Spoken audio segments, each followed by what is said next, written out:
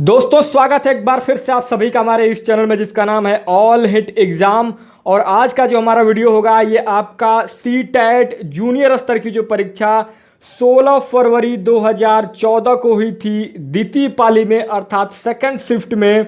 उस परीक्षा में जो पूरे 150 प्रश्न पूछे गए थे उन सभी 150 प्रश्नों का ये आपका सॉल्यूशन वीडियो होगा अर्थात सॉल्व पेपर होगा।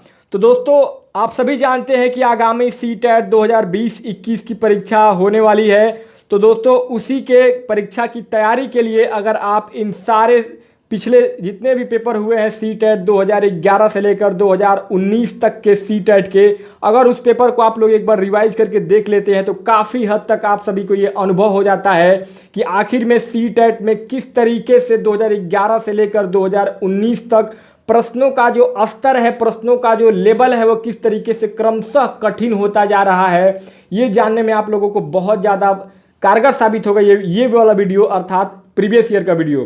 तो दोस्तों इसी के क्रम में ऑलरेडी हमारे इस ऑल हिट एग्जाम चैनल पर आपको सी टेट के प्राइमरी लेवल के 1 से लेकर कक्षा 5 तक के लिए पीआरटी के जो पेपर होते हैं प्राथमिक स्तर का, वो सभी पेपर 2011 से 2019 तक के बना करके ऑलरेडी अपलोड किया जा चुका है। और जूनियर स्तर का भी 3 साल का अर्थात 2016-2015 का अपलोड किया जा चुका है और ये आज आपका 2014 का वीडियो होगा। और इसके अलावा अगर आप यूपी टेट की तैयारी करते हैं तो यूपी टेट का भी प्राइमरी लेवल का सारा पेपर 2011 से लेकर 2019 तक का सब सॉल्यूशन वीडियो बना करके अपलोड किया जा चुका है और जूनियर लेवल का भी वीडियो बना करके अपलोड किया जा रहा है। तो दोस्तों आपको हमारे इस ऑल हिट एग्जाम चैनल पर सी टेट, यूपी टेट और सभी राज्यों की टेट परीक्षाओं की संपूर्ण तैयारी कराई जाती है। तो अगर आप टेट की तैयारी कर रहे हैं तो आप बेशक हमारे चैनल को सब्सक्राइब करके हमारे साथ जुड़ जाएं ताकि आपकी तैयारी बहुत ही बेहतरीन तरीके से हमारे इस चैनल पर लगातार होती रहे।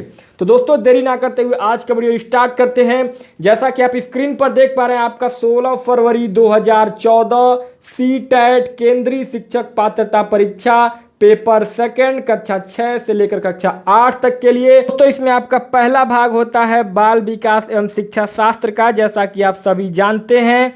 और इसी बाल विकास एवं शिक्षा शास्त्र में से आपका पहला प्रश्न पूछा गया था सी टेट 2014 जूनियर स्तर में। योग्यता व योग्यता समूहीकरण के परिप्रेक्ष्य में निम्नलिखित में से कौन सा कथन सत्य है? पहला, छात्र असहिष्णु होते हैं व भेदों को स्वीकार नहीं करते हैं। दूसरा, विभिन्न योग्यता वाले समूहों को ग्रहण करने के लिए अध्यापकों को बहुस्तरीय शिक्षण को अपनाना चाहिए। तीसरा, विद्यार्थी सम समूहों में बेहतर सीखते हैं। चौथा, अबोध व प्रभावी शिक्षण हेतु कक्षा को समरूपी होमोजीनियस होना चाहिए। तो दोस्तों पहले नंबर के प्रश्न में जो आपका सबसे सही विकल्प होगा वो आपका दूसरा विकल्प सही हो जाएगा। विभिन्न योग्यता वाले समूहों को ग्रहण करने के लिए अध्यापकों को बहुस्तरीय शिक्षण को अपनाना चाहिए। और ये क्यों सही होगा? क्योंकि योग्यता एवं योग्यता समीकरण दोनों दो चीज़ें होती हैं। एक में किसी के बौद्धिक स्तर और दूसरे में उच्च बौद्धिक स्तर के लोगों का एकत्रीकरण होता है। उच्च बौद्धिक स्तर वाले लोगों का एकत्रीकरण शिक्षा अधिगम व्यवस्था में लाभकारी होता है। तो दोस्तों इस प्रकार से आपका पहले नंबर के प्रश्न में दूसरा विकल्प जो है बिल्कुल राइट आंसर हो जाएगा। दूसरा प्रश्न है आपका, निम्नलिखित में से कौन सा कथन सत्य है? पहला, रचनात्मक आकलन का मुख्य उद्देश्य है विद्यार्थियों की उपलब्धि का श्रेणीकरण। दूसरा, रचनात्मक आकलन समय समय पर शिक्षार्थियों के विकास का सार प्रस्तुत करता है। तीसरा, रचनात्मक आकलन कभी कभी संकलनात्मक हो सकता है एवं इसी प्रकार विपरीततः। और चौथा, संकलनात्मक आकलन से अभिप्राय है कि आकलन अधिगम का एक निरंतर व अभिन्न अंग है। तो दोस्तों दूसरे नंबर के प्रश्न में जो आपका सबसे सही विकल्प होगा वो आपका तीसरा विकल्प सही हो जाएगा। रचनात्मक आकलन कभी कभी संकलनात्मक हो सकता है एवं इस प्रकार विपरीततः। तो दोस्तों क्यों सही होगा? क्योंकि छात्रों की उपलब्धियों का मूल्यांकन रचनात्मक और संकलनात्मक दोनों रूपों में होता है। रचनात्मक मूल्यांकन फीडबैक प्रदान करता है जो विद्यार्थियों को शिक्षा प्राप्ति की त्रुटियों को समझने और उन्हें दूर करने में सहायता देता है, जबकि संकलनात्मक आकलन छात्र की कुल उपलब्धियों का ब्यौरा होता है। दोनों एक दूसरे में परिवर्तित हो सकते हैं, अर्थात संकलनात्मक आकलन से रचनात्मक आकलन का मूल्यांकन और रचनात्मक आकलन से संकलनात्मक मूल्यांकन का आकलन किया जा सकता है। तो दोस्तों इस प्रकार से आपका दूसरे नंबर के प्रश्न में तीसरा विकल्प जो है बिल्कुल राइट ऑप्शन हो जाएगा। तीसरा प्रश्न है आपका, एक अध्यापक अध्यापिका विद्यार्थियों को किसी विषय की अपनी अवबोधनात्मकता को प्रतिबिंबित करते हुए संकल्पनात्मक मानचित्र कॉन्सेप्ट मैप का निर्माण करने को कहती है या कहता है वह? पहला, छात्रों की मुख्य बिंदुओं का सार लिखने की क्षमता का परीक्षण कर रहा है, कर रही है। दूसरा, छात्रों की उपलब्धि के मूल्यांकन हेतु शीर्षकों के विकास का प्रयास कर रहा है, कर रही है। तीसरा, विद्यार्थियों की स्मृतियों को धीमी गति से जागृत कर रही है। और चौथा, रचनात्मक आकलन कर रही है। तो दोस्तों तीसरे नंबर के प्रश्न में आपका चौथा विकल्प रचनात्मक आकलन कर रहा है या कर रही है बिल्कुल सही आंसर हो जाएगा। क्यों सही होगा? क्योंकि रचनात्मक आकलन के समय अध्यापक अध्यापिका बच्चे की मानसिक रचनाशीलता, उसकी सोचने की शैली एवं बौद्धिक विस्तार का परीक्षण करता है। साथ ही कक्षा के दौरान पढ़ाए गए पाठ्यक्रम, विषय वस्तु के संदर्भ में उसकी सोच, उसकी विषय वस्तु की पकड़ आदि का मूल्यांकन भी किया जाता है। तो दोस्तों इस प्रकार से आपका तीसरे नंबर के प्रश्न में चौथा विकल्प बिल्कुल राइट आंसर हो जाएगा। चौथा प्रश्न है आपका, निम्नलिखित में से कौन सा ब्लूम के पुनर्शोधित वर्गीकरण में मूल्यांकन इवैल्यूएटिंग के क्षेत्र को प्रदर्शित करता है? पहला, प्रदत्त आंकड़ों की प्रासंगिकता का मूल्यांकन करना। दूसरा, वस्तुओं के श्रेणीकरण हेतु एक नूतन पद्धति का निर्माण करना। तीसरा, आंकड़ों का प्रयोग करते हुए ग्राफ अथवा चार्ट का निर्माण करना। और चौथा, एक समाधान की तार्किक सुसंगतता का परीक्षण करना। तो दोस्तों चौथे नंबर के प्रश्न में आपका चौथा विकल्प एक समाधान की तार्किक सुसंगतता का परीक्षण करना बिल्कुल राइट ऑप्शन हो जाएगा। क्यों सही होगा? क्योंकि ब्लूम का वर्गीकरण शिक्षा व्यवस्था के अंतर्गत शिक्षण उद्देश्यों हेतु प्रतिपादित किया गया था। इस वर्गीकरण के अंतर्गत बालकों की शिक्षा के लिए विविध शिक्षा विशारदों के द्वारा शिक्षण व्यवस्था को स्थापित करने के लिए योजनाओं का उल्लेख किया गया है। तो दोस्तों इस प्रकार से आपका चौथे नंबर के प्रश्न में आपका चौथा विकल्प जो है बिल्कुल राइट ऑप्शन हो जाएगा। पांचवा प्रश्न है, वंचित शिक्षार्थियों के साथ व्यवहार के संदर्भ में अध्यापक अध्यापिका को निम्नलिखित मूल्यों में से किसमें विश्वास व्यक्त करना चाहिए? पहला, विद्यार्थी से किसी प्रकार की मांग न होना। दूसरा, विद्यार्थियों द्वारा स्वीकृति हेतु आघात्मकता, शौक व क्रोध का प्रयोग करना। तीसरा, छात्रों की सफलता हेतु व्यक्तिगत उत्तरदायित्व। और चौथा, समुचित व्यवहार की उच्च अपेक्षाएं। तो दोस्तों पांचवें नंबर के प्रश्न में जो आपका सबसे सही विकल्प है वो आपका तीसरा विकल्प सही हो जाएगा, छात्रों की सफलता हेतु व्यक्तिगत उत्तरदायित्व। क्यों सही होगा? क्योंकि समावेशी शिक्षा का तात्पर्य है समाज के सभी वर्गों के बच्चों को शिक्षा की मुख्य धारा में समाविष्ट कर उन्हें शिक्षा के समान अवसर उपलब्ध कराना। वंचित शिक्षार्थियों की शिक्षा प्रणाली के संदर्भ में अध्यापक अध्यापिका को समावेशी शिक्षण प्रणाली को लागू करने एवं उनकी सफलता हेतु व्यक्तिगत उत्तरदायित्व लेने की अपेक्षा की जाती है। इसलिए आपका पांचवें नंबर के प्रश्न में तीसरा विकल्प जो है बिल्कुल राइट आंसर हो जाएगा। छठवां प्रश्न है, निम्नलिखित में से किस पद्धति का उपयोग करते हुए हकलाने स्टटरिंग की समस्या से निपटा जा सकता है? पहला, परिणामकारी वाक्य। दूसरा, लंबित वाक्य। तीसरा, अनुश्रुत वाक्य। और चौथा, प्रवर्धित वाक्य। तो दोस्तों छठवें नंबर के प्रश्न में आपका चौथा विकल्प प्रवर्धित वाक्य, प्रोलॉन्ग स्पीच बिल्कुल राइट ऑप्शन हो जाएगा। क्यों? क्योंकि हकलाने की समस्या बालकों में न केवल आत्मविश्वास में कमी को जन्म देती है बल्कि संवेगात्मक अस्थिरता को भी जन्म देती है। इस समस्या को प्रवर्धित वाक्य पद्धति का उपयोग करके समाप्त किया जा सकता है। साथ ही विशेष शब्दों का बार बार उच्चारण करवा कर भी इसका निदान संभव है। तो दोस्तों इस प्रकार से आपका छठवें नंबर के प्रश्न में चौथा विकल्प जो है प्रवर्धित वाक्य बिल्कुल राइट आंसर हो जाएगा। सातवां प्रश्न है, सीखने में अशक्त डिसेबल बच्चों के संदर्भ में तत्काल संबद्धता प्रदान करना, सहयोग पर बल देना तथा गैर अधिगमनात्मक तकनीकी जैसे तत्काल सूचनात्मकता, बुद्धिपूर्वक गवेषणा तथा सामग्री प्रबंधन को उत्तोलन लिबरेगिंग निम्नलिखित में से किस प्रारूप से संबद्ध है? पहला, उपचारात्मक प्रत्युत्तर। दूसरा, अधिगम का सार्वभौमिक प्रारूप। तीसरा, संग्रथित अधिगम एम्बेडेड लर्निंग। और चौथा, हस्तक्षेपी अधिगम।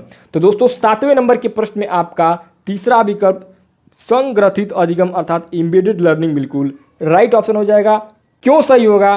क्योंकि कुछ छात्र पढ़ने लिखने, मौखिक अभिव्यक्ति, शब्दों की वर्तनी करने, गणित एवं तर्क शक्ति को समझने में आदि में अशक्त एवं कमजोर होते हैं। उनमें तत्काल संबद्धता के गुण गैर अधिगमनात्मक तकनीक जैसी तत्काल सूचनात्मक, बुद्धिपूर्वक गवेषणा तथा सामग्री प्रबंधन आदि के संदर्भ में संग्रथित या सन्निहित अधिगम की आवश्यकता होती है। इसलिए आपका 7वें नंबर के प्रश्न में तीसरा विकल्प जो है बिल्कुल राइट ऑप्शन हो जाएगा। 8वां प्रश्न है, एक समावेशी कक्षा वह है जहां पहला, समस्याओं का अधिकाधिक समाधान करने की संभावना की दृष्टि से बच्चों की सक्रिय भागीदारिता रहती है। दूसरा, अध्यापक प्रत्येक अधिगमकर्ता के लिए वैविध्यपूर्ण व सार्थक अधिगमनात्मक अनुभवों हेतु परिवेश का निर्माण करते हैं। तीसरा, तब तक आकलन की पुनरावृत्ति होती रहती है जब तक प्रत्येक अधिगमकर्ता न्यूनतम श्रेणी प्राप्त न कर ले। और चौथा, विद्यार्थियों का भार कम करने के लिए अध्यापक केवल अनुमोदित पुस्तकों से ही पढ़ाते हैं। तो दोस्तों 8वें नंबर के प्रश्न में आपका दूसरा विकल्प जो है बिल्कुल राइट ऑप्शन हो जाएगा। क्योंकि समावेशी कक्षा के अंतर्गत न केवल बालक के समाजीकरण को मजबूत करना है बल्कि उसके भविष्य की योजनाओं से सामंजस्य स्थापित करते हुए शिक्षित भी करना है। इसके लिए अध्यापक की भूमिका अति महत्वपूर्ण हो जाती है। इस हेतु अध्यापक प्रत्येक अधिगमकर्ता के लिए वैविध्यपूर्ण व सार्थक परिवेश का निर्माण करते हैं और समावेशी कक्षा के वास्तविक लक्ष्य को प्राप्त करने में सफल होते हैं। इसलिए आपका 8वें नंबर के प्रश्न में दूसरा विकल्प जो है बिल्कुल राइट ऑप्शन हो जाएगा। 9वां प्रश्न है, निम्नलिखित में से कौन सा प्रदत्त कार्य असाइनमेंट प्रतिभाशाली विद्यार्थी के लिए उपयुक्त है? पहला, विभिन्न विषयों थीम्स को ध्यान में रखते हुए विज्ञान की एक नई आदर्शात्मक पुस्तक का निर्माण करना। दूसरा, संपूर्ण कक्षा की अपेक्षा उसे अपनी पाठ्य पुस्तक को शीघ्र समाप्त कर देना। और तीसरा, अन्य विद्यार्थियों की तुलना में समान प्रकार के परंतु अपेक्षाकृत अधिक अभ्यास। और चौथा, उसे अपने समवयस्की साथियों को अनुशिक्षण देने के लिए कहना ताकि उसकी शक्तियों को दिशा मिल सके तथा वह व्यस्त रह सके। तो दोस्तों 9वें नंबर के प्रश्न में आपका पहला विकल्प जो है बिल्कुल राइट ऑप्शन हो जाएगा। क्योंकि प्रतिभाशाली विद्यार्थी की कुशलता एक उच्च समन्वयक के रूप में उभरनी चाहिए। उसके समन्वय में प्रत्येक विद्यार्थी एक सकारात्मक वातावरण में रहकर अपनी प्रतिभा का इस्तेमाल करता है। चूंकि विज्ञान की एक आदर्शात्मक पुस्तक के निर्माण के लिए विभिन्न विषयों के मूल तत्वों एवं विज्ञान के मानदंडों को पूरा करने के लिए एक प्रतिभाशाली विद्यार्थी ही उचित एवं कुशल नेतृत्व का संपादन कर सकता है। इसलिए आपका 9वें नंबर के प्रश्न में पहला विकल्प जो है बिल्कुल राइट ऑप्शन हो जाएगा। 10वां प्रश्न है, विद्यालय छोड़ने वाले विद्यार्थियों के नियंत्रण की दृष्टि से सरकारी संगठनों द्वारा संस्था के स्तर पर विभिन्न उपाय किए गए हैं। निम्नलिखित में से कौन सा कारण सांस्थानिक स्तर से जुड़ा है जिसके कारण बच्चे विद्यालय छोड़ देते हैं? पहला, बच्चों से भली भांति व्यवहार करने की आवश्यकता के प्रति अध्यापकों को संवेदनशील न होना। दूसरा, जो बच्चे अनिवार्य पाठचर्या को स्वीकार नहीं कर पाते उनके लिए विकल्पात्मक पाठ्यचर्या का न होना। तीसरा, विद्यालय में श्यामपट्ट और शौचालय जैसी आधारभूत सेवाओं का अभाव होना। और चौथा, अध्यापकों को समुपयुक्त योग्यता वाला न होना तथा उन्हें कम आय देना।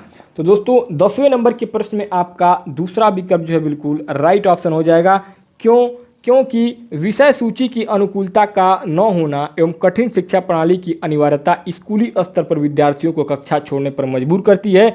वस्तुतः एक अनिवार्य विकल्प का होना जरूरी है क्योंकि एक विकल्पात्मक पाठचर्या के होने से विद्यार्थियों के मध्य कठिन विषय सूची के प्रति जो डर होता है वह समाप्त हो जाएगा।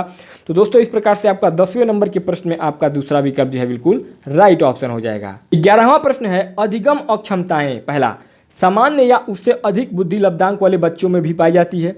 दूसरा, समय व हस्तक्षेप के स्वरूप की उपेक्षा करते हुए भी अपरिवर्तनशील नहीं होती है। तीसरा, वस्तुपरक तथ्य है तथा संस्कृति की इनमें कोई भूमिका नहीं है। और चौथा, पठन अक्षमता के पर्याय हैं।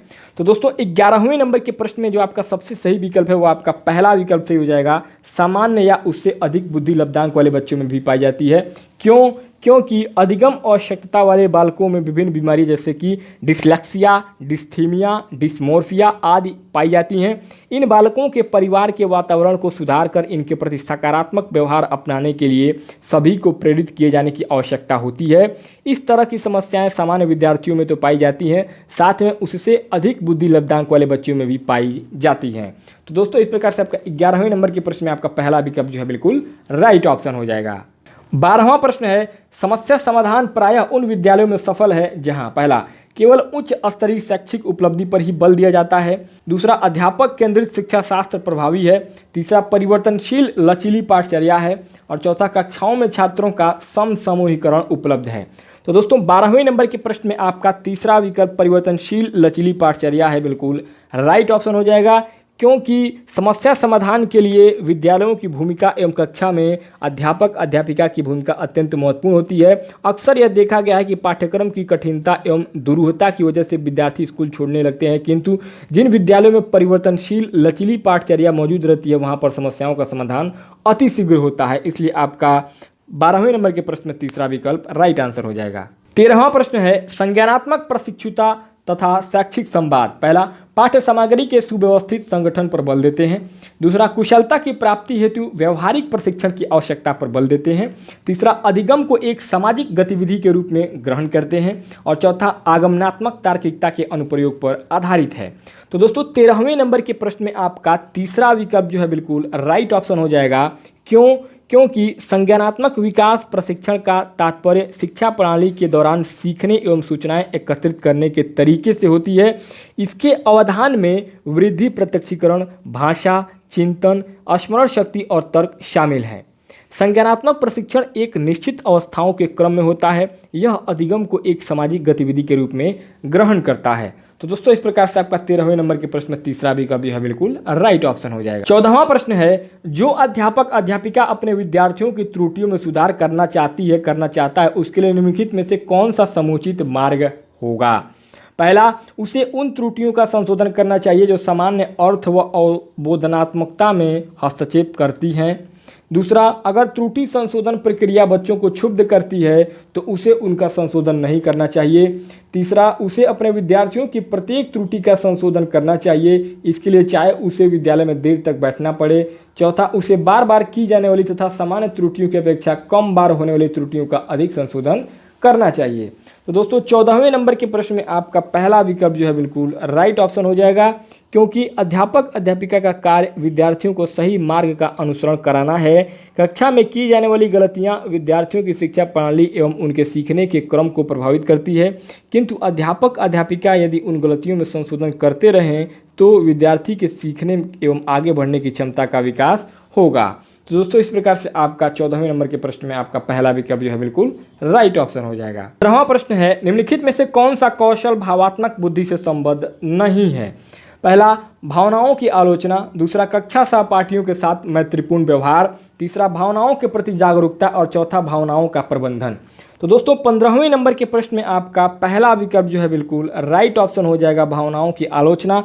क्योंकि भावात्मक बुद्धि के प्रत्येक चरण में न केवल प्रबंधन एवं भावनाओं के प्रति जागरूकता की आवश्यकता होती है, बल्कि कक्षा के दौरान आपसी सहपाठिक अंतःक्रिया भी संपादित होती रहती है, किंतु भावनाओं की आलोचना करने वाला सर्वथा भावनात्मक तत्वों से हीन होगा और आलोचनात्मक बिंदुओं के अंतर्गत ही दिशा निर्देशित होगा।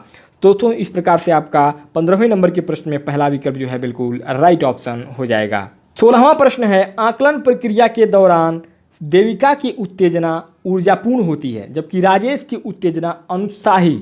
उन दोनों के भावात्मक अनुभवों का अंतर किससे संबद्ध है। पहला, अनुकूलन का स्तर। दूसरा, विचारों का घनत्व। तीसरा, समयांतराल। और चौथा, भावनाओं की पराकाष्ठा। तो दोस्तों 16वें नंबर के प्रश्न में आपका जो सबसे सही विकल्प है वो आपका पहला विकल्प से हो जाएगा, अनुकूलन का स्तर। क्योंकि देविका और राजेश दोनों के भावनात्मक मानसिक स्तर अलग अलग हैं। दोनों के मूल्यांकन के दौरान विभिन्न प्रकार के तत्व विभिन्न विद्यार्थियों के संदर्भ में दृष्टिगत होते हैं।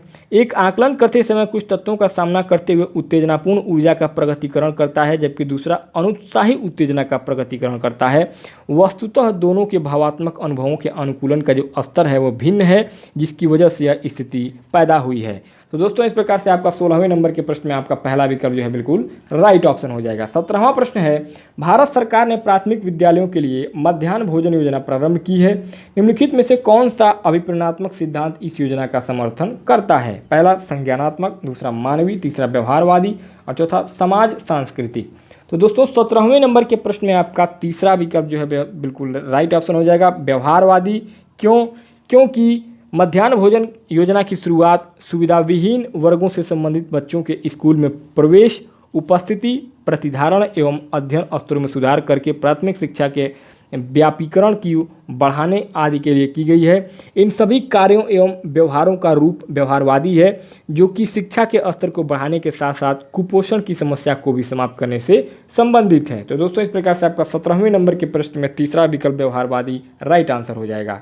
18वां प्रश्न है, बच्चों के व्यवहार को समझने के लिए विद्यार्थियों के घर के वातावरण का महत्वपूर्ण स्थान है तथा इससे प्राप्त सूचना को प्रभावशाली शिक्षा शास्त्र के निर्माण से जोड़ा जा सकता है। यह तथ्य अधिगम के किस सिद्धांत से संबद्ध है? पहला रचनावादी, दूसरा सामाजिक रचनावादी, तीसरा व्यवहारवादी और चौथा पारिस्थितिकी।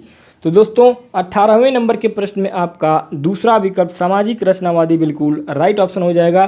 क्योंकि बच्चों का प्रारंभिक विद्यालय उनका घर, उनके आसपास का माहौल होता है, जिसमें पल बढ़कर उनके मानसिक स्तर का विकास होता है। साथ ही उनके घर के वातावरण का अध्ययन करके यह पता लगाया जाना आसान होता है कि उनका बच्चा या बच्चों का व्यवहार कैसा और दृष्टिकोण किस प्रकार को प्रदर्शित करता है।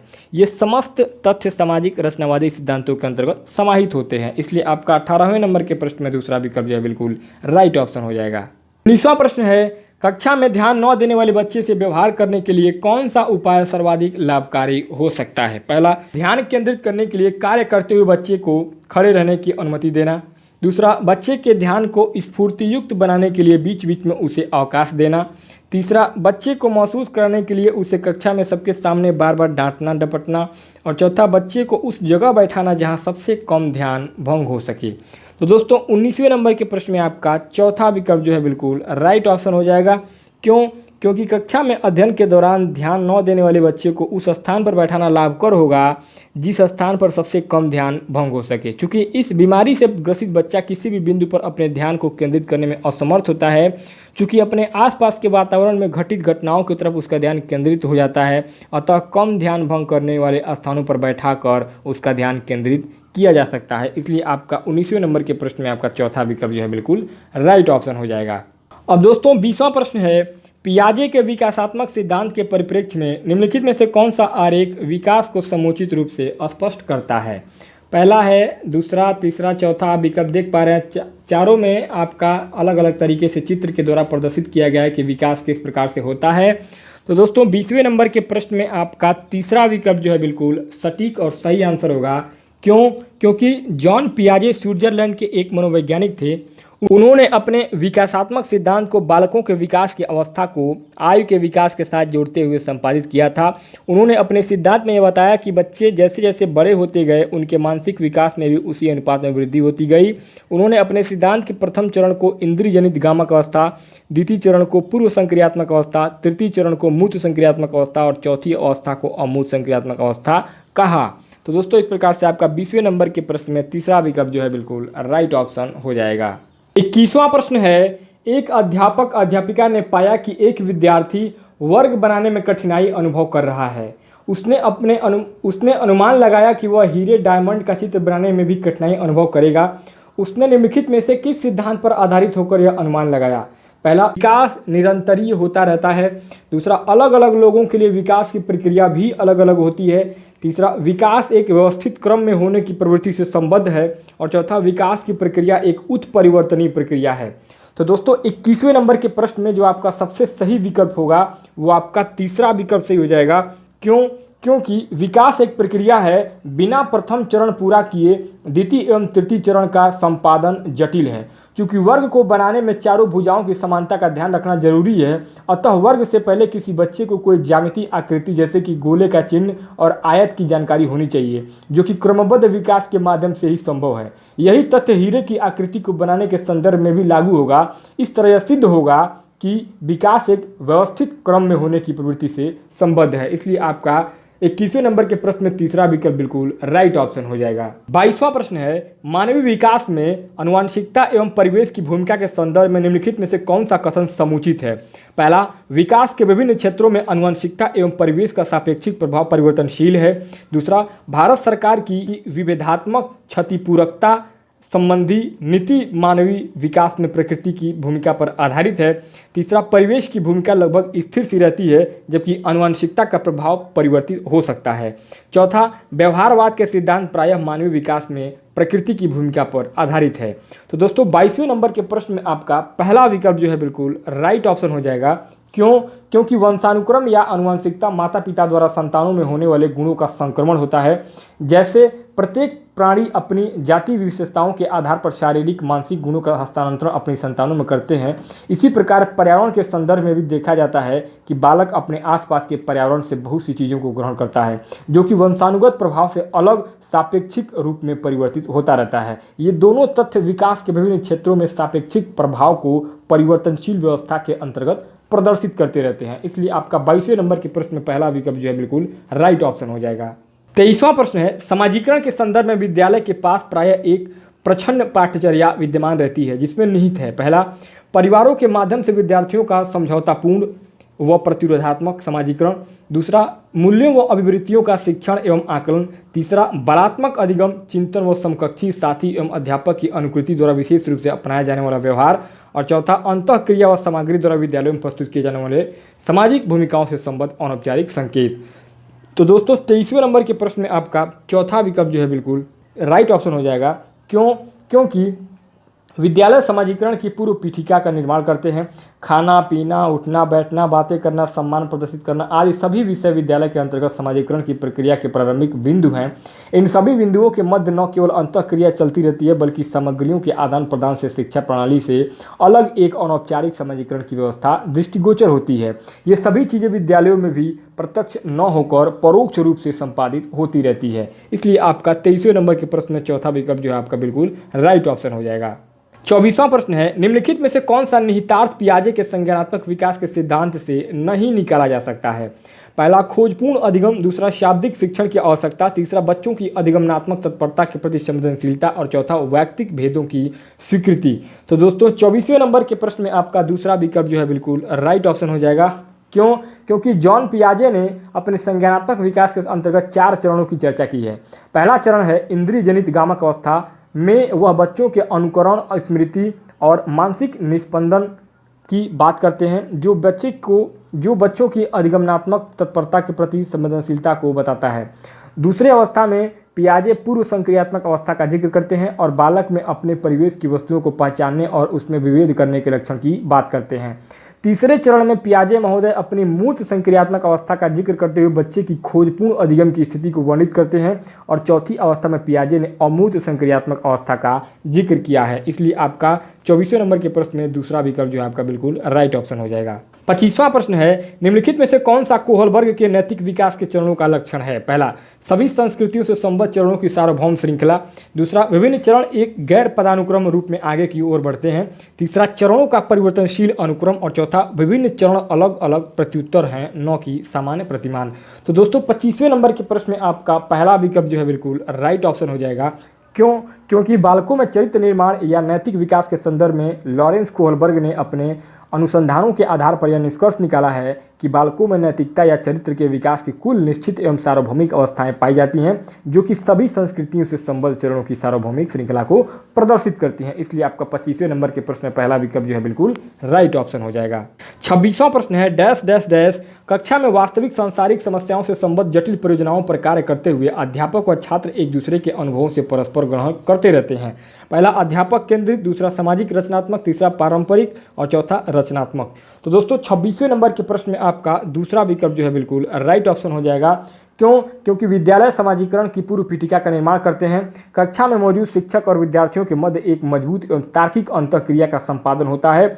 अध्ययन के समय विद्यार्थी का न केवल सामाजिक विकास होता है बल्कि उसमें रचनात्मक मूल्यों का भी निर्माण होता है। इन दोनों व्यवस्थाओं के मध्य शिक्षण अध्ययन प्रणाली संपन्न होती रहती है और वास्तविक सांसारिक समस्याओं के संदर्भ में अंतःक्रिया के माध्यम से दोनों एक दूसरे के अनुभवों से लाभान्वित होते रहते हैं। इसलिए आपका 26वें नंबर के प्रश्न में दूसरा विकल्प जो है बिल्कुल राइट ऑप्शन हो जाएगा। 27वां प्रश्न है, प्रगतिशील शिक्षा के संदर्भ में समान शैक्षिक अवसर से अभिप्राय है कि सभी छात्र पहला, बिना किसी भेदभाव के समान पद्धतियों और सामग्रियों से शिक्षा प्राप्त करें। दूसरा, ऐसी शिक्षा पाएं जो उनके लिए लिए अनुकूलतम हो तथा उनके भविष्य के कार्यों में सहायक हो। तीसरा, किसी भी जाति, पंथ, रंग, क्षेत्र व धर्म के होते हुए भी समान शिक्षा प्राप्त करें।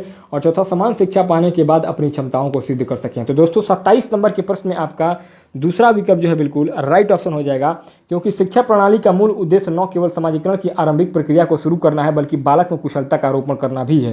प्रगतिशील शिक्षा प्रणाली में इन दो बिंदुओं के अतिरिक्त बालक के भविष्य की योजनाओं के संदर्भ में समन्वयक शिक्षा व्यवस्था की भी जिक्र किया जाता है, जो न केवल बालक की जीवनचर्या के लिए अनुकूलतम हो, बल्कि उसके भविष्य की कार्यों में सहायक भी हो। इस शिक्षा के अंतर्गत प्रोजेक्ट विधि, समस्या विधि जैसी शिक्षा पद्धतियों को अपनाया जाता है। इसलिए आपका 27 नंबर के प्रश्न दूसरा विकल्प जो है आपका बिल्कुल राइट ऑप्शन हो जाएगा। 28वां प्रश्न है, भाषा विकास के संदर्भ में निम्नलिखित में से कौन सा क्षेत्र पियाजे के द्वारा कमतर आंका गया है? पहला, अहम केंद्रित भाषा। दूसरा, विद्यार्थी द्वारा सक्रियात्मक रचना। तीसरा, आनुवंशिकता। और चौथा, सामाजिक अंतःक्रिया। तो दोस्तों 28 नंबर के प्रश्न में जो आपका सबसे सही विकल्प होगा वो आपका चौथा विकल्प से हो जाएगा, सामाजिक अंतःक्रिया। क्यों सही होगा? क्योंकि पियाजे के अनुसार प्रत्येक बालक अपने अनुभवों को अर्थपूर्ण बनाने के लिए क्रियाशील होता है। वे यह जानने के लिए प्रयत्नशील होते हैं कि उनके विचार किसी से संबद्धतापूर्वक मेल खाते हैं या नहीं।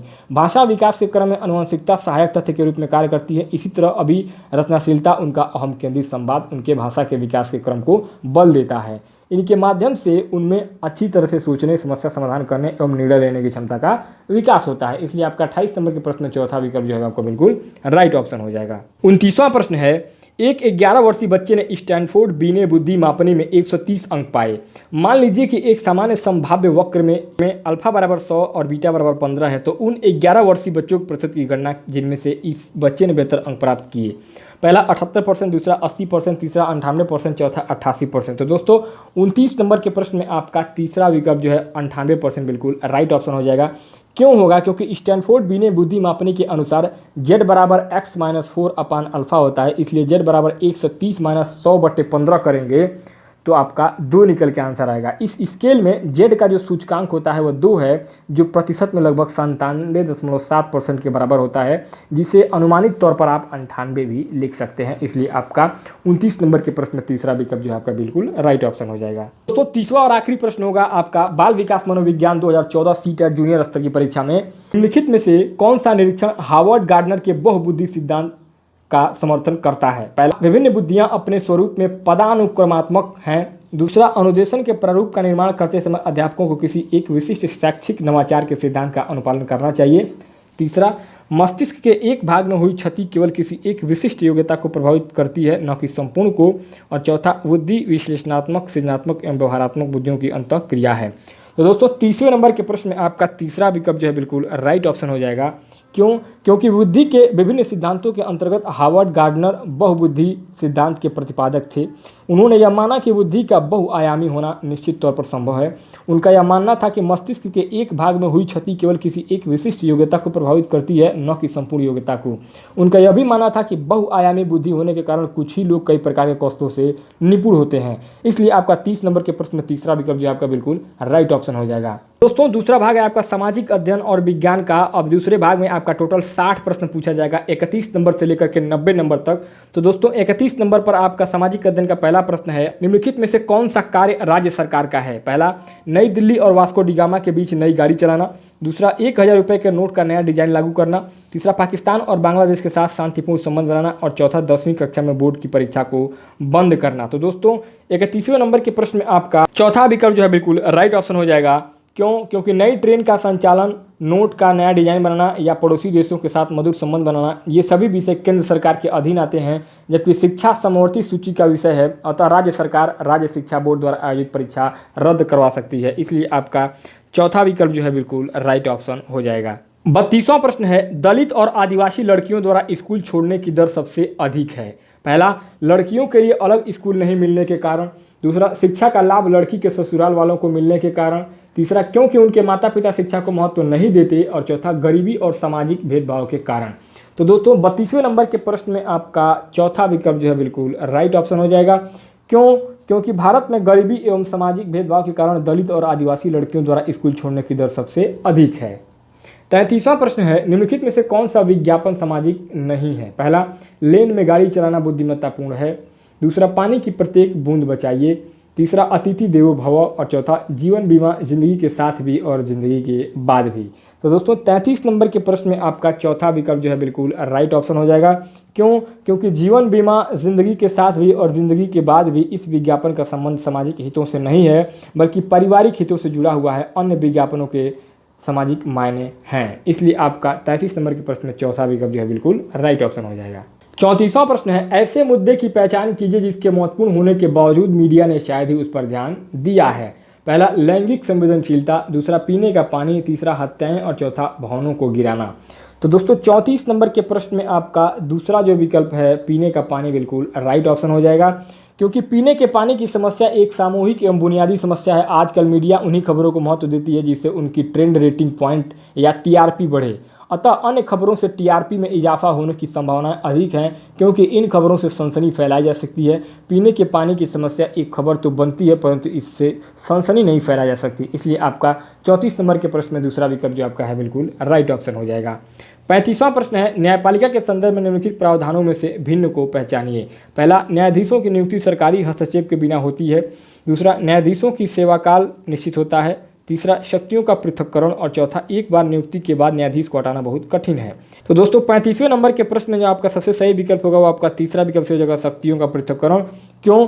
क्योंकि न्यायपालिका के संदर्भ में दिए गए विकल्पों में से शक्तियों का पृथक्करण भिन्न है। अनुच्छेद 50 के अंतर्गत न्यायपालिका और कार्यपालिका का कार्यक्षेत्र को अलग अलग किया जाता है, अर्थात पृथक्करण को बताया गया है, लेकिन इस दायरे को पूरी तरह से स्पष्ट नहीं किया गया है। जहाँ तक शक्तियों का पृथक्करण की बात है, वहाँ अनुसूची 7 के अंतर्गत केंद्र एवं राज्य के मध्य शक्तियों के पृथक्करण की बात की जाती है। इसलिए आपका 35 नंबर के प्रश्न में तीसरा जो विकल्प है शक्तियों का पृथक्करण बिल्कुल राइट ऑप्शन हो जाएगा। 30वां प्रश्न है, सर्वोच्च न्यायालय द्वारा निर्धारित डीके बासु दिशा निर्देश निम्नलिखित में से किसके बारे में है। पहला, किसी व्यक्ति को गिरफ्तार करने, रोके रखने तथा उनसे पूछताछ करने के लिए विभिन्न एजेंसियों द्वारा प्रयोग किए जाने वाले तरीके। दूसरा, किसी चुनाव क्षेत्र में पुनः चुनाव के लिए अपनाई जाने वाली विधियां। तीसरा, कार्यस्थलों पर महिलाओं के साथ यौन उत्पीड़न को रोकना। और चौथा, स्कूलों में बच्चों को यौन अपराधों से बचाना। तो दोस्तों 36 नंबर के प्रश्न में आपका पहला विकल्प जो है बिल्कुल राइट ऑप्शन हो जाएगा। क्यों? क्योंकि 2012 में सुप्रीम कोर्ट ने प्रत्येक थाने में डीके बासु द्वारा जारी आवश्यक गाइडलाइंस को तत्काल लागू करने का निर्देश जारी किया था। डीके बासु ने गिरफ्तार किए गए व्यक्ति को विशेष संरक्षण देने हेतु आवश्यक सुझाव दिए थे। गिरफ्तार करने वाले या पूछताछ करने वाले पुलिसमैन की पहचान व नाम का टैग लगा होना चाहिए। गिरफ्तारी के समय एक गवाह व गिरफ्तार व्यक्ति के हस्ताक्षर लिए जाएंगे। चिकित्सीय जाँच की जाएगी। गिरफ्तार व्यक्ति को उसके अधिकार की सूचना दी जाएगी। गिरफ्तार किए गए व्यक्ति को मित्र या रिश्तेदार से बात करने का अवसर दिया जाएगा। 37 नंबर पर जो प्रश्न है, सुभाष कुमार बनाम बिहार राज्य 1991 के मामले में सर्वोच्च न्यायालय ने निम्नलिखित में से क्या निर्णय दिया था। पहला, धार्मिक स्वतंत्रता के अधिकार में अन्य धर्मों की आलोचना करना शामिल नहीं है। दूसरा, समानता के अधिकार द्वारा प्राइवेट कंपनियों पर नौकरियों में आरक्षण देने के लिए जोर दिया जाना चाहिए। तीसरा, स्वतंत्रता के अधिकार में सरकार की आलोचना करना शामिल है। और चौथा, जीवन के अधिकार में प्रदूषण मुक्त पानी और हवा पर अधिकार शामिल है। तो दोस्तों 37 नंबर के प्रश्न में आपका चौथा जो विकल्प है बिल्कुल राइट ऑप्शन हो जाएगा। क्यों? क्योंकि सुभाष कुमार बनाम बिहार राज्य 1991 के मामले में सर्वोच्च न्यायालय ने जीवन के अधिकार में प्रदूषण मुक्त पानी और हवा का अधिकार भी अंतर्निहित बताया था। इसलिए आपका 37 नंबर के प्रश्न में चौथा जो विकल्प है आपका बिल्कुल राइट ऑप्शन हो जाएगा। 38वां प्रश्न है, वर्तमान स्कूल आधारित आकलन में पारंपरिक बाह्य परीक्षा की किस विशेषता को शामिल नहीं किया जाता। पहला, शिक्षार्थी की आवश्यकताओं पर विचार करना। दूसरा, एक दूसरे के निकट शिक्षार्थियों, शिक्षकों और अभिभावकों के बीच सौहार्द। तीसरा, सुव्यवस्थित क्रमबद्ध अधिगम पर बल। और चौथा, अधिगम के केवल शैक्षिक पक्ष पर बल। तो दोस्तों 38 नंबर के प्रश्न में जो आपका सबसे सही विकल्प होगा वो आपका चौथा विकल्प से हो जाएगा, अधिगम के केवल शैक्षिक पक्ष पर बल। क्यों? क्योंकि आज के आधुनिक समय शिक्षण पद्धति में महत्वपूर्ण बदलाव लाते हुए शैक्षणिक ज्ञान को सीखने के लिए केवल शैक्षिक पद्धति पर ही बल नहीं दिया जाता है, बल्कि प्रायोगिक शिक्षा प्रणाली पर विशेष ध्यान दिया जा रहा है। इसके अंतर्गत पारंपरिक ज्ञान के स्थान पर आधुनिक शिक्षा पद्धति को अपनाया जा रहा है, ताकि प्रयोग एवं अनुभव के आधार पर विषय वस्तु को सिखाया जाए। तो दोस्तों इस प्रकार से 38 नंबर के प्रश्न में आपका चौथा विकल्प बिल्कुल राइट ऑप्शन हो जाएगा। 39वां प्रश्न है, एक नए प्रकार के कार्य को देने से पहले शिक्षिका को अपने विद्यार्थियों को अवश्य बताना चाहिए। पहला, कि इस कार्य को करने से प्राप्त अधिगम से उसकी शिक्षिका विद्यार्थियों से अपेक्षाएं क्या हैं। दूसरा, इस कार्य को करने के लिए आवश्यक पूर्व अनुभव के बारे में जो विद्यार्थियों में अवश्य ही होनी चाहिए। तीसरा, कि आगामी आकलन इस कार्य पर आधारित होगा नहीं होगा। और चौथा, अंतिम परिणाम में इस कार्य को दिए गए अधिभार के बारे में। तो दोस्तों 39 नंबर के प्रश्न में आपका पहला जो विकल्प है बिल्कुल राइट ऑप्शन हो जाएगा। क्यों? क्योंकि एक शिक्षिका की यह अहम जिम्मेदारी है कि वह अपने छात्रों को नए कार्य के बारे में विस्तृत रूप से जानकारी उपलब्ध करवाए। वह अपने विद्यार्थियों से अपेक्षा करती है कि वह नए प्रकार के कार्य को किस प्रकार सीखें। सीखना एक सृजनात्मकता कला है जिसे अनुभव और सृजनशीलता के आधार पर ही सीखा जा सकता है। इसलिए आपका 39 नंबर के प्रश्न में पहला विकल्प आपका बिल्कुल राइट ऑप्शन हो जाएगा। 40वां प्रश्न है, 8वीं कक्षा के 4 बच्चों से व्यर्थ सामग्री से कुछ रचनात्मक वस्तुएं बनाने को कहा गया। कार्य पूरा होने पर शिक्षक ने निम्नलिखित टिप्पणियां की। इस सूचना के आधार पर सबसे अधिक रचनात्मक बच्चे को चुनिए। पहला, थोड़े से मार्गदर्शन से बहुत सी चीजें बना सकता है। दूसरा, कौशल से परिपूर्ण तथा व्यर्थ सामग्री को उत्पादक वस्तुओं में बदलने की दृष्टि रखता है। तीसरा, अधिकांश समय कल्पना का प्रयोग करता है, महंगी सामग्री प्रयोग न करने के प्रति सचेत है। और चौथा, शिक्षक के साथ निरंतर चर्चा करता रहता है और हर कदम पर उसकी स्वीकृति लेता है। तो दोस्तों इस प्रकार से आपका 40 नंबर के प्रश्न में दूसरा जो विकल्प है आपका बिल्कुल राइट ऑप्शन हो जाएगा। क्यों? क्योंकि व्यर्थ सामग्री से रचनात्मक वस्तुओं का निर्माण करना उस बच्चे की प्रतिभा पर निर्भर करता है। जो बच्चा कौशलता से परिपूर्ण होगा एवं जिसमें सृजनशीलता की भावना असीम होगी, वही बच्चा व्यर्थ सामग्री को उत्पादक वस्तु में बदलने की दृष्टि रखता है। रचनात्मक गुण प्रतिभा संपन्नता को दर्शाता है। इसलिए आपका 40 नंबर के प्रश्न में दूसरा विकल्प बिल्कुल राइट ऑप्शन हो जाएगा। 41वां प्रश्न है, सामाजिक विज्ञान में परियोजना कार्य प्रोजेक्ट उपयोगी होते हैं। पहला, विषय आधारित कार्यों में। दूसरा, यदि उनमें संग्रहण और विश्लेषण नहीं करना हो। तीसरा, यदि पाठ्य सामग्री के अंतर्गत संदर्भों पर आधारित हो। और चौथा, कक्षा अथवा घर पर समूह में कार्य करने के लिए उपरोक्त विकल्पों में से कौन से दो सही हैं? पहला और चौथा, दूसरा, तीसरा और चौथा। इसी प्रकार तीसरा और चौथा विकल्प आपका दिया गया है। तो दोस्तों 41 नंबर के प्रश्न में आपका जो दूसरा विकल्प है तीसरा और चौथा बिल्कुल राइट ऑप्शन हो जाएगा। क्यों? क्योंकि सामाजिक विज्ञान में परियोजना संबंधित कार्य विषय पर आधारित होते हैं जो कक्षा में या घर पर सामूहिक रूप से किए जाते हैं। घर पर या तो परिजनों की सहायता से मिलती है या दोस्त मित्रों की, परंतु कक्षा में तो इसे व्यक्तिगत रूप में ही किया जाता है। तो दोस्तों इस प्रकार से आपका दूसरा जो विकल्प है बिल्कुल राइट ऑप्शन हो जाएगा 41 नंबर के प्रश्न में। 42वां प्रश्न है, सामाजिक विज्ञान में अध्यापकों के लिए क्षमता निर्माण कार्यक्रम अनिवार्य है क्योंकि? पहला, अध्यापकों को व्यस्त रखने के लिए माध्यमिक शिक्षा बोर्ड ने स्कूलों को ऐसे कार्यक्रम करने को कहा है। दूसरा, उन्हें सामाजिक विज्ञान के विभिन्न घटकों की अवधारणाओं और शिक्षण पद्धतियों में स्पष्टता की जरूरत है। तीसरा, ये उनकी व्यावसायिक प्रगति से संबंधित है। और चौथा, उनके वेतन में वृद्धि क्षमता निर्माण कार्यक्रम पर निर्भर करती है। दोस्तों 42 नंबर के प्रश्न में आपका दूसरा जो विकल्प है बिल्कुल राइट ऑप्शन हो जाएगा। क्यों? क्योंकि सामाजिक विज्ञान में अध्यापकों के लिए आवश्यक है कि उन्हें सामाजिक विज्ञान से संबंधित विभिन्न घटकों को समझने की क्षमता हो। सामाजिक विज्ञान एक जटिल विषय है जिसका गुणात्मक अध्ययन प्रायोगिक स्तर पर ही संभव है। इसकी शिक्षण पद्धति में इसी प्रणाली को अपनाया जाता है। इसलिए आपका 42 नंबर के प्रश्न में दूसरा विकल्प सही हो जाएगा। 43 नंबर पर जो प्रश्न है, सामाजिक विज्ञान की किसी कक्षा में निम्नलिखित में से कौन सा तरीका यह समझने के लिए उपयुक्त है कि ग्रामीण क्षेत्रों में सार्वजनिक और खुले स्थान तेजी से लुप्त हो रहे हैं? पहला, सर्वेक्षण परियोजना। दूसरा, विषय पर समूह में चर्चा। तीसरा, कंप्यूटरों की सहायता से प्रस्तुति करना। और चौथा, निर्धारित पाठ्यक्रम सामग्री के आधार पर परिचर्चा। तो दोस्तों 43 नंबर के प्रश्न में आपका पहला विकल्प जो है सर्वेक्षण परियोजना बिल्कुल राइट ऑप्शन हो जाएगा। क्यों? क्योंकि सामाजिक विज्ञान की किसी कक्षा में सर्वेक्षण परियोजना ही सर्वाधिक उपयुक्त साधन माना जाता है जिसके आधार पर एक शिक्षक विस्तृत जानकारी दे सकता है कि ग्रामीण क्षेत्रों में सार्वजनिक एवं खुले स्थान तेजी से विलुप्त हो रहे हैं। वर्तमान समय में कंप्यूटरों की सहायता से ही छात्रों को संपूर्ण ज्ञान देने की कोशिश की जा रही है। संसाधनों के अभाव में सामाजिक विज्ञान विषय में सर्वेक्षण परियोजना संबंधित कार्य सिमटते जा रहे हैं। इसलिए आपका 43 नंबर के प्रश्न में आपका पहला विकल्प जो है बिल्कुल राइट ऑप्शन हो जाएगा।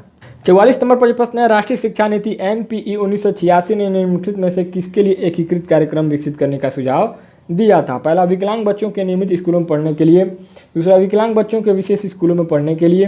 तीसरा, लड़के और लड़कियों की सह शिक्षा के लिए। और चौथा, मानसिक रूप से विकलांगों की शिक्षा के लिए।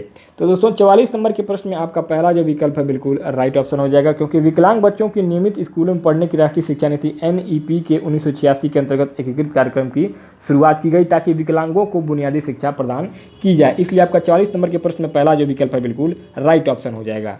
45 नंबर पर प्रश्न है, 8वीं कक्षा की एक छात्रा किसी दिए गए विषय पर लिखने में अक्षम होने के कारण परेशान है। उसकी अध्यापिका उसे सलाह देती है कि वह दिए गए कार्य को ऐसे भागों में बांटकर जिनकी उसको अच्छी तरह से समझ हो। इस तरीके के लिए निम्नलिखित में से कौन सा अधिक उपयुक्त है? पहला, विषय से संबंधित जानकारी देने वाले दो स्रोत खोजें और उनके बीच एक सी समानताएं ढूंढें। दूसरा, एक पत्र पेपर तैयार करें और इसे किसी मित्र को सुनाकर निर्धारित करें कि किन भागों में सुधार करने की जरूरत है। तीसरा, शुरू में ही अच्छी तरह से आने वाले विषय को लिख लें तथा फिर उसमें सामग्री जोड़ें कि वह विषय किस प्रकार से दिए हुए कार्य से संबंधित है। और चौथा, विषय से संबंधित पुस्तकों, लेखों तथा वेबसाइटों की एक निर्देशिका तैयार करें। तो दोस्तों 45 नंबर के प्रश्न में आपका पहला जो विकल्प है बिल्कुल राइट ऑप्शन हो जाएगा।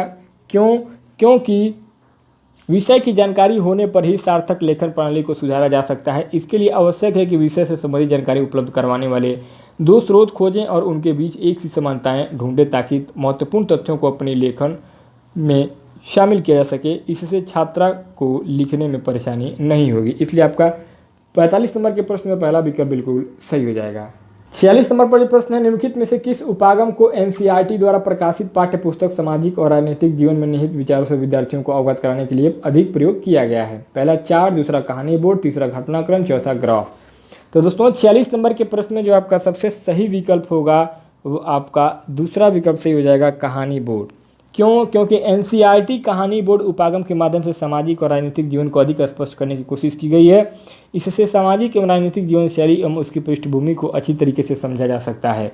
इसे प्रायोगिक शिक्षा पद्धति से जोड़कर भी देखा जा सकता है। इसलिए आपका 46 नंबर के प्रश्न में दूसरा विकल्प बिल्कुल सही हो जाएगा। 47वां प्रश्न है, सामाजिक विज्ञान की पाठ्य सामग्री को पहला, विद्यार्थियों के इतिहास, भूगोल और भारत की राजनीति के बारे में जागरूकता बढ़ाने का उद्देश्य तथा इनमें अंतर संबंध रखना चाहिए।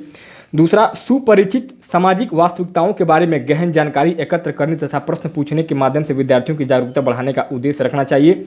तीसरा, सामाजिक मुद्दों और उनके समाधान की व्यापक जानकारी देनी चाहिए। और चौथा, केवल सामाजिक यथार्थ के मुद्दों पर अधिक ध्यान देना चाहिए और शोध के वैज्ञानिक तरीकों को प्रोत्साहित नहीं करना चाहिए। तो दोस्तों 47 नंबर के प्रश्न में आपका दूसरा जो विकल्प है बिल्कुल राइट ऑप्शन हो जाएगा।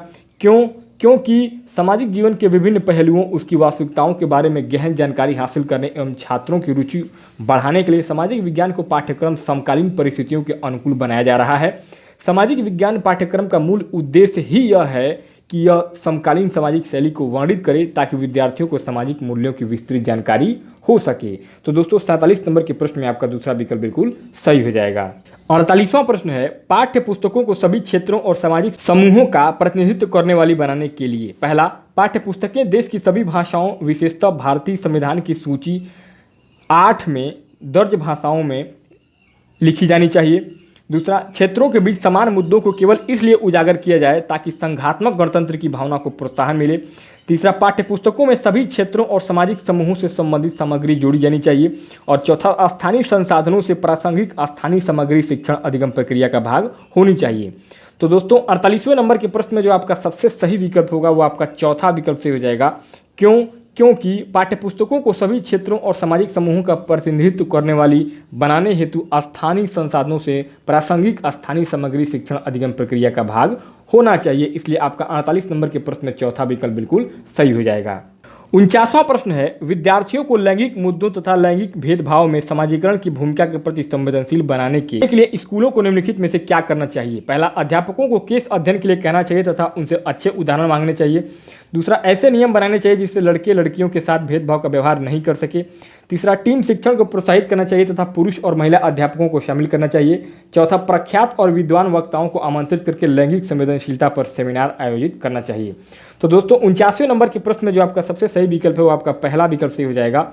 क्योंकि विद्यार्थियों को लैंगिक मुद्दों तथा लैंगिक भेदभाव में समाजीकरण की भूमिका के प्रति संवेदनशील बनाने के लिए स्कूल के अध्यापकों को केस स्टडी करने के लिए कहना चाहिए तथा उनसे अच्छे उदाहरण मांगने चाहिए तथा लैंगिक विषमता के ऐतिहासिक परिदृश्यों को समझ सकें एवं इसके सकारात्मक प्रभाव को समझ सकें। लैंगिक विषमता सामाजिक मूल्यों की नींव को कमजोर करती है, अतः केस स्टडी से इसके नकारात्मक प्रभावों को आसानी से समझा जा सकता है। इसलिए आपका 49 नंबर के प्रश्न में पहला विकल्प जो है बिल्कुल सही हो जाएगा। 50वां प्रश्न है, राज्य सरकार के कार्यों पर चर्चा करते हुए स्वास्थ्य, जल, यातायात इत्यादि से संबंधित मुद्दों पर चर्चा की जा सकती है जिससे पहला, शिक्षार्थी इन मुद्दों को समझने तथा इन पर आलोचनात्मक विचार बनाने के लिए स्वतंत्र हो।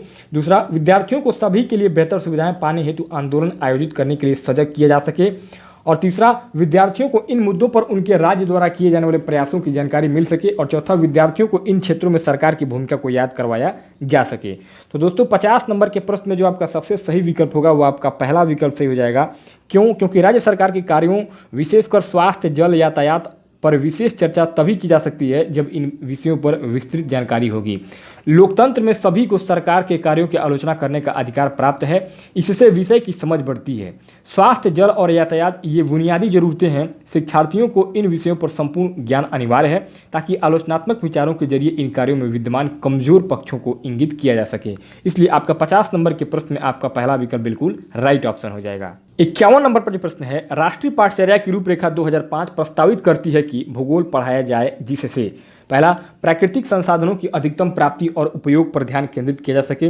दूसरा, पर्यावरणीय चिंताओं तथा इसके संरक्षण के संबंध में आलोचनात्मक समझ पैदा की जा सके। तीसरा, भारत की विविध भौगोलिक विशेषताओं की इसके आर्थिक विकास में भूमिका को जाना जा सके। और चौथा, विद्यार्थियों का प्राकृतिक आपदाओं के भारत की अर्थव्यवस्था पर नष्टकारी प्रभावों के बारे में मार्गदर्शन किया जा सके। तो दोस्तों 51 नंबर के प्रश्न में जो आपका सबसे सही विकल्प होगा वो आपका दूसरा विकल्प सही हो जाएगा। क्यों? क्योंकि राष्ट्रीय पाठचर्या की रूपरेखा 2005 में व्यापक फेरबदल करते हुए पर्यावरण संबंधी विषयों को पाठ्यक्रम का हिस्सा बना दिया गया। पर्यावरण के प्रति जागरूकता फैलाने के उद्देश्य से पर्यावरण संबंधित विषयों को भूगोल में शामिल किया गया है। इसलिए आपका 51 नंबर के प्रश्न में दूसरा विकल्प सही हो जाएगा। 52 नंबर पर जो प्रश्न है, सामाजिक विज्ञान के शिक्षण पद्धति और संसाधनों के बारे में राष्ट्रीय पाठचर्या की रूपरेखा 2005 के अनुसार सामाजिक विज्ञान के शिक्षण के लिए निम्नलिखित में से किसको अपनाना चाहिए? पहला, ऐसे तरीके जो रचनात्मक और आलोचनात्मक परिप्रेक्ष्य को बढ़ाते हैं। दूसरा, ऐसा उपागम जिसमें बुद्धिमत्ता को बढ़ाने के लिए अधिक शिक्षण सहायक सामग्री शामिल हो। तीसरा, ऐसी रणनीतियां जो विद्यार्थियों को लंबे समय तक तथ्य याद रखने में सहायता करती हैं। और चौथा, मानसिक मानचित्र जो सूचना को तुरंत याद करने की क्षमता को बढ़ाते हैं। तो दोस्तों 52 नंबर के प्रश्न में जो आपका सबसे सही विकल्प होगा वो आपका पहला विकल्प सही हो जाएगा। क्यों?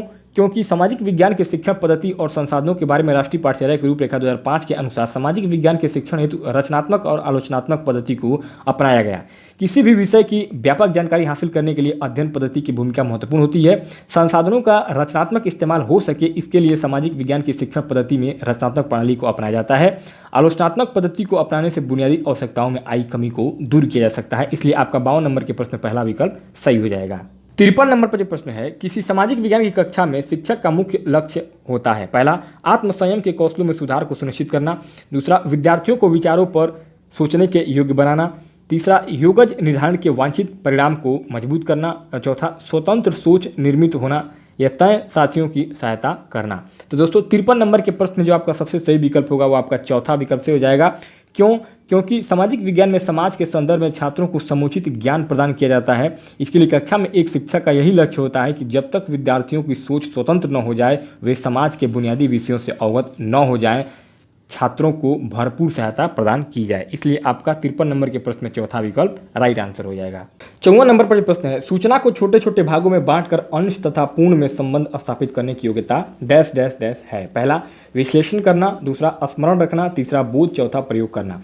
तो दोस्तों 54 नंबर के प्रश्न में जो आपका सबसे सही विकल्प है वो आपका पहला विकल्प से हो जाएगा, विश्लेषण करना। क्यों?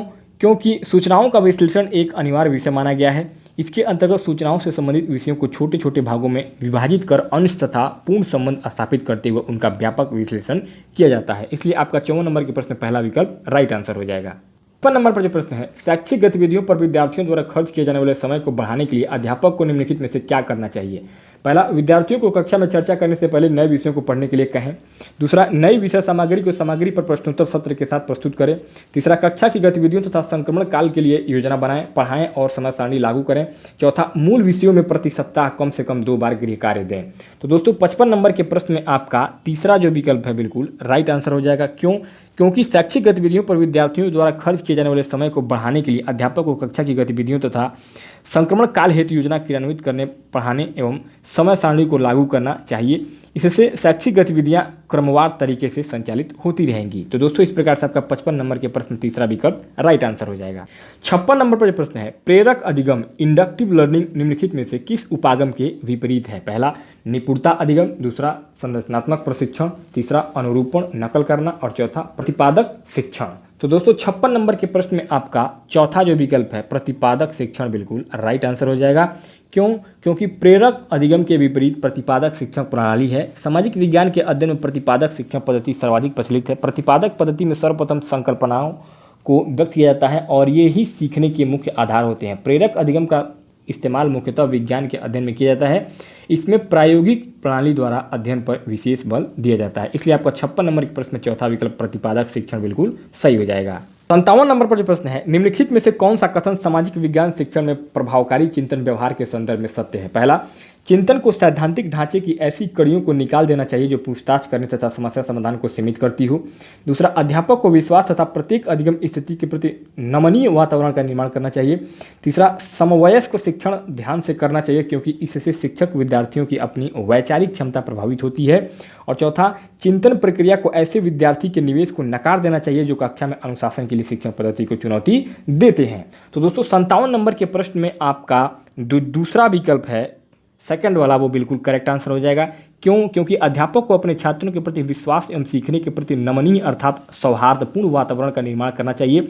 अध्यापक के मन में भी ये विश्वास होना चाहिए छात्रों को जो ज्ञान दिया जा रहा है वह तथ्यपरक एवं बुनियादी जरूरतों के आधार पर दिया जा रहा है। शिक्षण ग्रहण करने एवं देने में विश्वसनीयता शिक्षा की गुणात्मकता को मजबूती प्रदान करती है। इसलिए आपका 57 नंबर के प्रश्न में दूसरा विकल्प राइट आंसर हो जाएगा। 58 नंबर पर प्रश्न है, आंध्र क्षेत्र में वंदे मातरम आंदोलन को निम्नलिखित में से किस नाम से जाना जाता था? पहला, सविनय अवज्ञा, दूसरा खिलाफत, तीसरा असहयोग और चौथा स्वदेशी। तो दोस्तों 58 नंबर के प्रश्न में आपका चौथा जो विकल्प है स्वदेशी बिल्कुल राइट ऑप्शन हो जाएगा, क्योंकि बंग भंग के विरोध स्वरूप शुरू हुए स्वदेशी आंदोलनों में स्वदेशी वस्तुओं के उपयोग तथा विदेशी वस्तुओं के बहिष्कार का आंदोलन चला। इसी समय आंध्र क्षेत्र में वंदे मातरम आंदोलन चलाया गया, अर्थात वहां स्वदेशी आंदोलन को वंदे मातरम आंदोलन का नाम दिया गया था। इसलिए आपका 58 नंबर के प्रश्न में चौथा विकल्प सही हो जाएगा। 59 नंबर पर जो प्रश्न है, निम्नलिखित में से किस विदुषी ने स्त्री और पुरुष के बीच सामाजिक अंतरों की आलोचना पर आधारित पुस्तक स्त्री पुरुष तुलना का लेखन किया था? पहला, ताराबाई शिंदे, दूसरा रास सुंदरी देवी, तीसरा पंडित रमाबाई और चौथा बेगम रुकैया। तो दोस्तों 59 नंबर के प्रश्न में आपका पहला विकल्प ताराबाई शिंदे बिल्कुल राइट ऑप्शन हो जाएगा, क्योंकि महाराष्ट्र के बुल्ढाना जिले में वर्ष 1850 में जन्मी समाज सुधारक ताराबाई शिंदे ने स्त्री और पुरुषों के बीच सामाजिक अंतर को दूर करने के लिए व्यापक स्तर पर आंदोलन चलाया था। उन्होंने स्त्री पुरुष को एक समान माना तथा स्त्री पुरुष तुलना का लेखन किया था। इसलिए आपका 59 नंबर के प्रश्न में पहला विकल्प सही हो जाएगा।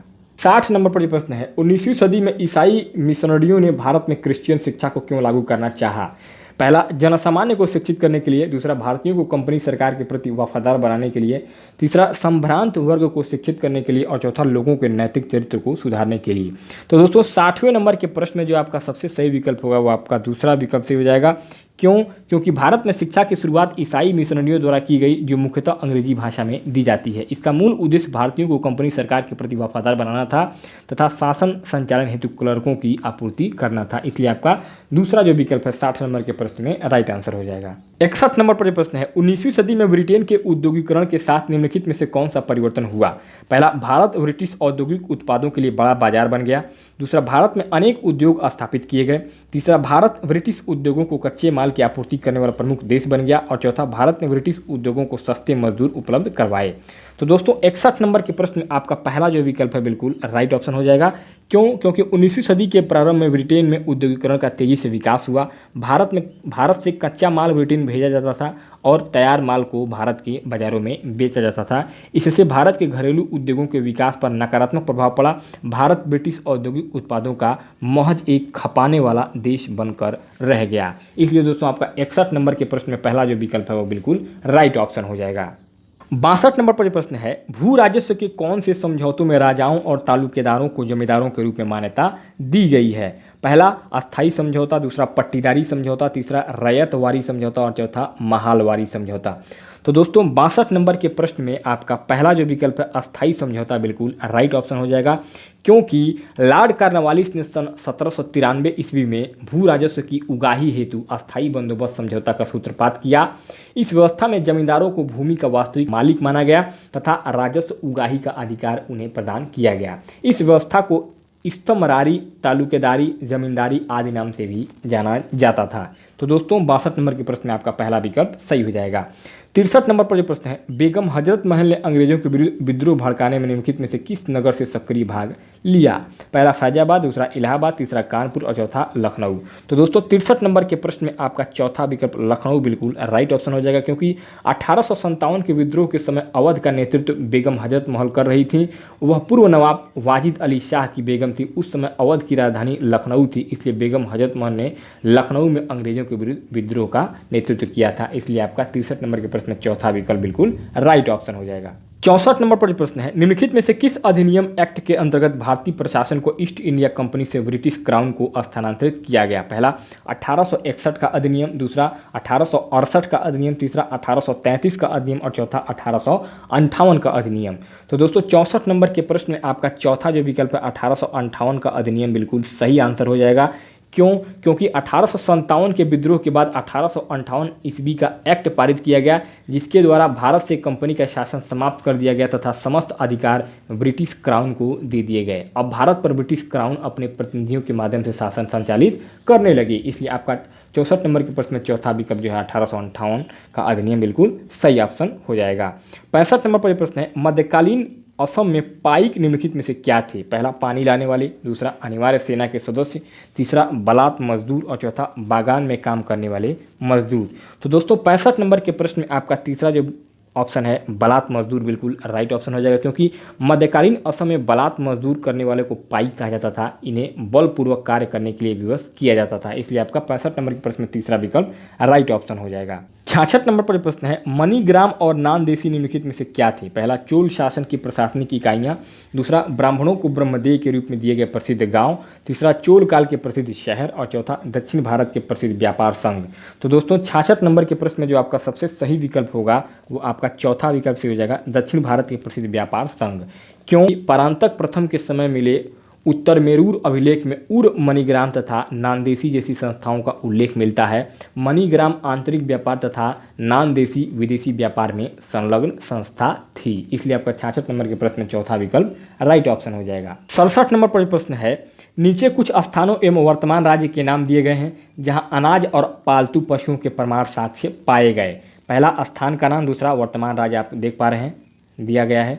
अब इसमें ABCD बाएं साइड में और दाहिने साइड में आपका 1 2 3 4 दिया गया है। अब इसमें आपका स्थान का नाम और वर्तमान राज्य को सही तरीके से मिलान करना है। अब इसमें से उपरोक्त दो कॉलम दिए गए हैं, इसको सही जोड़ा आपको पहला, दूसरा, तीसरा, चौथा विकल्प दिया गया है। तो दोस्तों 67 नंबर के प्रश्न में आपका जो तीसरा विकल्प है वो बिल्कुल राइट ऑप्शन हो जाएगा, अर्थात ए जो आपका यानी कि चिरांद का होगा आपका बिहार, और इसी प्रकार आपका बी का दूसरा हो जाएगा अर्थात कोल्डिहा उत्तर प्रदेश, बुर्जहोम आपका हो जाएगा पहला कश्मीर और हालूर आपका हो जाएगा तीसरा यानी कि आंध्र प्रदेश। तो दोस्तों इसको सही तरीके से समझ लेते हैं।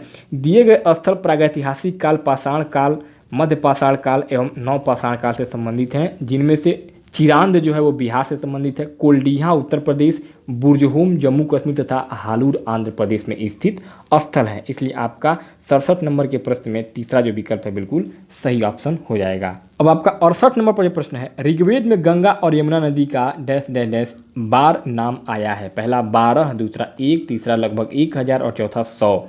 तो दोस्तों 68 नंबर के प्रश्न में जो आपका सबसे सही विकल्प होगा वो आपका दूसरा विकल्प सही हो जाएगा, 1। क्यों? क्योंकि ऋग्वेद में गंगा और यमुना नदी का केवल एक बार नाम है, दोनों नदियों को पवित्र नदी माना जाता था। 69 नंबर पर प्रश्न है, निम्नलिखित में से कौन सी विशेषता बौद्ध और जैन दोनों धर्मों में है? पहला, मुक्ति पाने के लिए मनुष्य को अपने वस्त्रों सहित सब कुछ त्यागना होता है। दूसरा, अधिक पाने की निरंतर इच्छा को मध्य मार्ग अपनाकर समाप्त किया जा सकता है। तीसरा, केवल वही सच्चा ज्ञान प्राप्त कर सकते हैं जो घर त्याग देते हैं। और चौथा, इन दोनों धर्मों को मुख्यतः व्यापारियों का समर्थन प्राप्त था। तो दोस्तों 69 नंबर के प्रश्न में जो आपका सबसे सही विकल्प होगा वो आपका तीसरा जो विकल्प है बिल्कुल वो राइट ऑप्शन हो जाएगा। क्यों? क्योंकि महावीर तथा बुद्ध दोनों का ही मानना था कि घर त्याग करने पर ही सच्चे ज्ञान की प्राप्ति हो सकती है। ऐसे लोगों के लिए उन्होंने संघ नामक संगठन बनाया जहां घर त्याग करने वाले लोग एक साथ रह सकें। इसलिए आपका 69 नंबर के प्रश्न में तीसरा जो विकल्प है आपका बिल्कुल राइट ऑप्शन हो जाएगा। 70 नंबर पर जो प्रश्न है, निम्नलिखित में से किसने कहा था कि उच्च जातियों का उनकी भूमि पर कोई अधिकार नहीं है, क्योंकि वास्तव में भूमि का संबंध देशज लोगों से है, अर्थात तथाकथित निम्न जातियों से है। पहला घासीदास, दूसरा ज्योतिराव फूले, तीसरा श्री नारायण गुरु और चौथा हरिदास ठाकुर। तो दोस्तों 70 नंबर के प्रश्न में आपका दूसरा विकल्प है ज्योतिराव फूले बिल्कुल राइट ऑप्शन हो जाएगा, क्योंकि ज्योतिराव फूले ने अपनी पुस्तक गुलामगिरी में यह लिखा है कि उच्च जातियों का उनकी भूमि पर कोई अधिकार नहीं है, क्योंकि वास्तव में भूमि का संबंध देशज लोगों से है, अर्थात तथाकथित निम्न जातियों से है। इसलिए आपका 70 नंबर के प्रश्न में दूसरा विकल्प बिल्कुल राइट ऑप्शन हो जाएगा। 71 नंबर पर प्रश्न है, शाहजहां द्वारा दीवाने आम बनवाने के संदर्भ में निम्नलिखित में से कौन सा कथन उपयुक्त है? पहला, प्रजा में संतोष बेहतर शासन में सहायता करता है। दूसरा, अपराध की दर को नियंत्रित करना आवश्यक था। तीसरा, ताजमहल का सफ़ेद संगमरमर शांति का प्रतीक है। और चौथा, राजा का न्याय छोटे बड़े को एक समान मानता है। तो दोस्तों 71 नंबर के प्रश्न में आपका पहला जो विकल्प है बिल्कुल राइट ऑप्शन हो जाएगा। क्यों? क्योंकि शाहजहां ने लाल किले के प्रांगण में दीवाने आम का निर्माण करवाया था, जिस पर बैठकर शाहजहां प्रजा में संतोष बेहतर शासन में सहायता करता था। वह यहाँ बैठकर जन शिकायतों की सुनवाई करता था। 72 नंबर पर प्रश्न है, तमिलनाडु के चिंगलेपुर जिले में उत्तरामेरूर के शिलालेख में निर्धारित समय के कारण निम्नलिखित में से कौन सा सभा के सदस्य नहीं बन सकते? पहला, वे जिनके अपने घर थे। दूसरा, वे जिन्होंने अपना हिसाब किताब नहीं दिया था। तीसरा, 35 से 70 वर्ष की आयु के लोग। और चौथा, वेदों का ज्ञान रखने वाले लोग।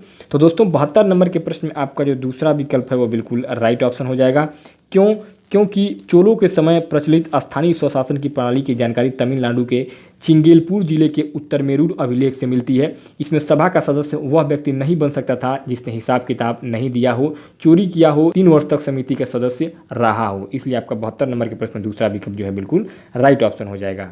73 नंबर पर प्रश्न, निम्नलिखित में से कौन सा तथ्य भारत के उत्तरी भागों में गांव प्रमुख ग्राम भोजिका के विषय में सत्य नहीं है? पहला, राजा ने उसको कभी टैक्स एकत्र करने के लिए प्रयोग नहीं किया। दूसरा, प्रायः उसके पास दास होते थे और वह भूमि पर खेती करने के लिए मजदूरों को लगाया करता था। तीसरा, वह प्रायः बड़ा भूस्वामी होता था। और चौथा, उसको पद विरासत में मिलता था। तो दोस्तों 73 नंबर के प्रश्न में आपका पहला जो विकल्प है बिल्कुल राइट ऑप्शन हो जाएगा। क्योंकि ग्राम भोजक गाँव का प्रमुख होता था एवं वह राजा को टैक्स एकत्र करके देता था। दिया हुआ जो विकल्प है वही गलत है। इसलिए आपका 73 नंबर के प्रश्न में पहला जो विकल्प है बिल्कुल राइट ऑप्शन हो जाएगा। 74 नंबर पर प्रश्न है, मृदा के कौन से गुण का निर्धारक जनक चट्टान करती है? पहला, मृदा का जमाव। दूसरा, रासायनिक गुण, पारगम्यता एवं संरचना। तीसरा, अपक्षय की दर और खाद मिट्टी। चौथा, मृदा की मोटाई। तो दोस्तों 74 नंबर के प्रश्न में आपका जो सबसे सही विकल्प होगा आपका दूसरा विकल्प से हो जाएगा। क्यों? क्योंकि मृदा के गुण का निर्धारण उसकी जनक चट्टानें करती हैं। जिन चट्टानों से वे निर्मित होती हैं उसी के आधार पर मिट्टी के रासायनिक गुण, पारगम्यता, संरचना आदि का ज्ञान मिलता है। इसलिए आपका 74 नंबर प्रश्न में दूसरा विकल्प बिल्कुल सही हो जाएगा। 75 नंबर पर जो प्रश्न है, धरातल के निकट पाए जाने वाले खनिजों को साधारणतया खोद कर निकालने की प्रक्रिया को क्या कहते हैं? पहला, विवृत खान खनन। दूसरा, सिंटरन। तीसरा, उत्खनन। और चौथा, निस्तापन। तो दोस्तों 75 नंबर के प्रश्न में आपका तीसरा जो विकल्प है उत्खनन बिल्कुल राइट ऑप्शन हो जाएगा। क्योंकि धरातल के समीप पाए जाने वाले खनिजों को साधारणतया खोद कर निकालने की क्रिया उत्खनन कहलाता है। इन खनिजों को प्राप्त करने हेतु गहराई तक खुदाई नहीं करनी पड़ती है। इसलिए आपका 75 नंबर के प्रश्न में तीसरा विकल्प सही हो जाएगा। 76 नंबर पर प्रश्न है, दुनिया का प्राचीनतम चट्टानें निम्न में से कहाँ स्थित है? पहला, दक्षिण भारत। दूसरा, हवाई द्वीप। तीसरा, पश्चिमी ऑस्ट्रेलिया। चौथा, दक्षिण अफ्रीका। तो दोस्तों 76 नंबर के प्रश्न में जो आपका सबसे सही विकल्प होगा वो आपका तीसरा विकल्प से हो जाएगा, पश्चिमी ऑस्ट्रेलिया। क्यों? क्योंकि दुनिया की सर्वाधिक प्राचीनतम चट्टानें पश्चिमी ऑस्ट्रेलिया में स्थित हैं। यहाँ प्री कैम्ब्रियन युगीन शैलें पाई जाती हैं। यह भी कभी गोंडवाना लैंड का हिस्सा था। ग्रेनाइट, बेसाल्ट, डूनाइट, कांग्लामेरेट यहाँ बहुतायत मात्रा में पाई जाती है। इसलिए आपका 76 नंबर के प्रश्न में तीसरा जो विकल्प है बिल्कुल राइट ऑप्शन हो जाएगा। 77 नंबर पर जो प्रश्न है, कच्चे माल को अधिक मूल्यवान उत्पाद में बदलने वाली क्रिया को क्या कहा जाता है? पहला, आर्थिक क्रिया। दूसरा, तृतीयक क्रिया। तीसरा, प्राथमिक क्रिया। और चौथा, द्वितीयक क्रिया। तो दोस्तों 77 नंबर के प्रश्न में आपका चौथा जो विकल्प है द्वितीयक क्रिया बिल्कुल राइट ऑप्शन हो जाएगा। क्योंकि द्वितीयक क्रिया के अंतर्गत विनिर्माण क्षेत्रों को शामिल किया जाता है, जिसके अंतर्गत कच्चे मालों का इस्तेमाल करके उत्पादन किया जाता है। इसलिए आपका 77 नंबर के प्रश्न में चौथा विकल्प बिल्कुल सही हो जाएगा। 78 नंबर पर प्रश्न है, अपैची और क्रो निम्नलिखित में से क्या है? पहला, अमेरिका के म्यूजिक बैंड। दूसरा, पर्यावरण पर वृत्तचित्र। तीसरा, उत्तरी अमेरिका के कबीले। और चौथा, कीनिया के घुमंतु अर्थात खानाबदोश। तो दोस्तों 78 नंबर के प्रश्न में आपका तीसरा जो विकल्प है उत्तरी अमेरिका के कबीले बिल्कुल राइट ऑप्शन हो जाएंगे। क्योंकि अपैची और क्रो उत्तरी अमेरिका में पाई जाने वाली जनजातियां हैं जो कबीलों के रूप में निवास करती हैं। इसलिए आपका 78 नंबर के प्रश्न में तीसरा विकल्प राइट ऑप्शन हो जाएगा। 79 नंबर पर प्रश्न है, निम्नलिखित में से कौन सा सनराइज उद्योग का एक उदाहरण है? पहला, कागज उद्योग। दूसरा, पटसन उद्योग। तीसरा, सूचना प्रौद्योगिकी उद्योग। और चौथा, खाद्य तेल उद्योग। तो दोस्तों 79 नंबर के प्रश्न में आपका तीसरा विकल्प सूचना प्रौद्योगिकी उद्योग बिल्कुल राइट ऑप्शन हो जाएगा। क्योंकि सूचना प्रौद्योगिकी उद्योग सनराइज उद्योग कहा जाता है। इस उद्योग को स्थापित करने हेतु किसी कच्चे माल की आवश्यकता नहीं होती है। इसे कहीं भी आसानी से स्थापित किया जा सकता है। ये नवीन तकनीक प्रणाली पर स्थित होते हैं। इसलिए आपका 79 नंबर के प्रश्न में तीसरा विकल्प राइट ऑप्शन हो जाएगा। 80 नंबर पर प्रश्न है, निम्नलिखित में से किस क्षेत्र को विश्व का फलोद्यान कहा जाता है? पहला, भूमध्य क्षेत्र। दूसरा, ऑस्ट्रेलिया में क्वींसलैंड। तीसरा दक्षिण अफ्रीका का ऑरेंज क्षेत्र और चौथा भारत की कश्मीर घाटी। तो दोस्तों 80 नंबर के प्रश्न में आपका पहला जो विकल्प है भूमध्ययी क्षेत्र बिल्कुल राइट ऑप्शन हो जाएगा, क्योंकि भूमध्य सागरीय क्षेत्र को विश्व का फलोद्यान कहा जाता है, क्योंकि यह क्षेत्र रसीले फलों यथा जैसे कि नींबू, संतरा आदि के उत्पादन के लिए सबसे ज़्यादा विख्यात है। इसलिए आपका 80 नंबर के प्रश्न में पहला विकल्प राइट ऑप्शन हो जाएगा। 81 नंबर पर प्रश्न है, निम्नलिखित में से कौन जहाज़ों के नौकायन में सहायता करता है? पहला, ऐसे क्षेत्र जहां गर्म समुद्री धाराएं, शीत समुद्री धाराएं मिलती हैं। दूसरा, समुद्री धाराओं का क्षेत्र। तीसरा, उच्च ज्वारी क्षेत्र। चौथा, कम ज्वार का क्षेत्र। तो दोस्तों 81 नंबर के प्रश्न में आपका तीसरा जो विकल्प है उच्च ज्वारी क्षेत्र बिल्कुल राइट ऑप्शन हो जाएगा। क्यों? क्योंकि उच्च ज्वारी क्षेत्रों में जहाज़ों के नौकायन में सहायता मिलती है। उच्च ज्वारी क्षेत्रों में जल की मात्रा अधिक होती है एवं सागरीय तरंगों की गति तेज होती है, जो जहाज़ों को आगे बढ़ने में सहायता करती है। इसलिए आपका 81 नंबर के प्रश्न में तीसरा विकल्प राइट ऑप्शन हो जाएगा। 82 नंबर पर प्रश्न है, पृथ्वी द्वारा प्रसारित प्रेषित रेडियो तरंगों को वापस पृथ्वी पर कौन परावर्तित करता है? पहला, समताप मंडल। दूसरा, ताप मंडल। तीसरा, बाह्य मंडल और चौथा, मध्य मंडल। तो दोस्तों 82 नंबर के प्रश्न में आपका दूसरा विकल्प से हो जाएगा ताप मंडल। क्यों? क्योंकि वायुमंडल में मध्य मंडल के ऊपर ताप मंडल थर्मोस्फीयर पाया जाता है। इसी ताप मंडल का निचला क्षेत्र आयन मंडल आयनोस्फीयर कहलाता है, जो पृथ्वी द्वारा प्रसारित प्रेषित रेडियो तरंगों का वापस पृथ्वी पर भेजने का काम करता है। इसलिए आपका जो दूसरा विकल्प है बिल्कुल राइट ऑप्शन हो जाएगा 82 नंबर के प्रश्न में। 83 नंबर पर जो प्रश्न है, पर्यावरण में संतुलन बिगड़ जाता है यदि पहला, जंगली जानवरों को विवेकहीन शिकार किया जाना निषेध हो। दूसरा, निवर्णीकरण तथा भू अपरदन चलता रहे। तीसरा, प्रजातियों की सापेक्ष संख्या के साथ छेड़छाड़ न की जाए। और चौथा, मानवीय गतिविधियां प्राकृतिक पर्यावास को संरक्षित करती रहें। तो दोस्तों 83 नंबर के प्रश्न में आपका दूसरा जो विकल्प है बिल्कुल राइट ऑप्शन हो जाएगा, क्योंकि वर्तमान समय में पर्यावरण में संतुलन बिगड़ने के दो प्रमुख कारणों को जिम्मेदार ठहराया गया है। पहला, निवर्णीकरण व दूसरा, भू अपरदन।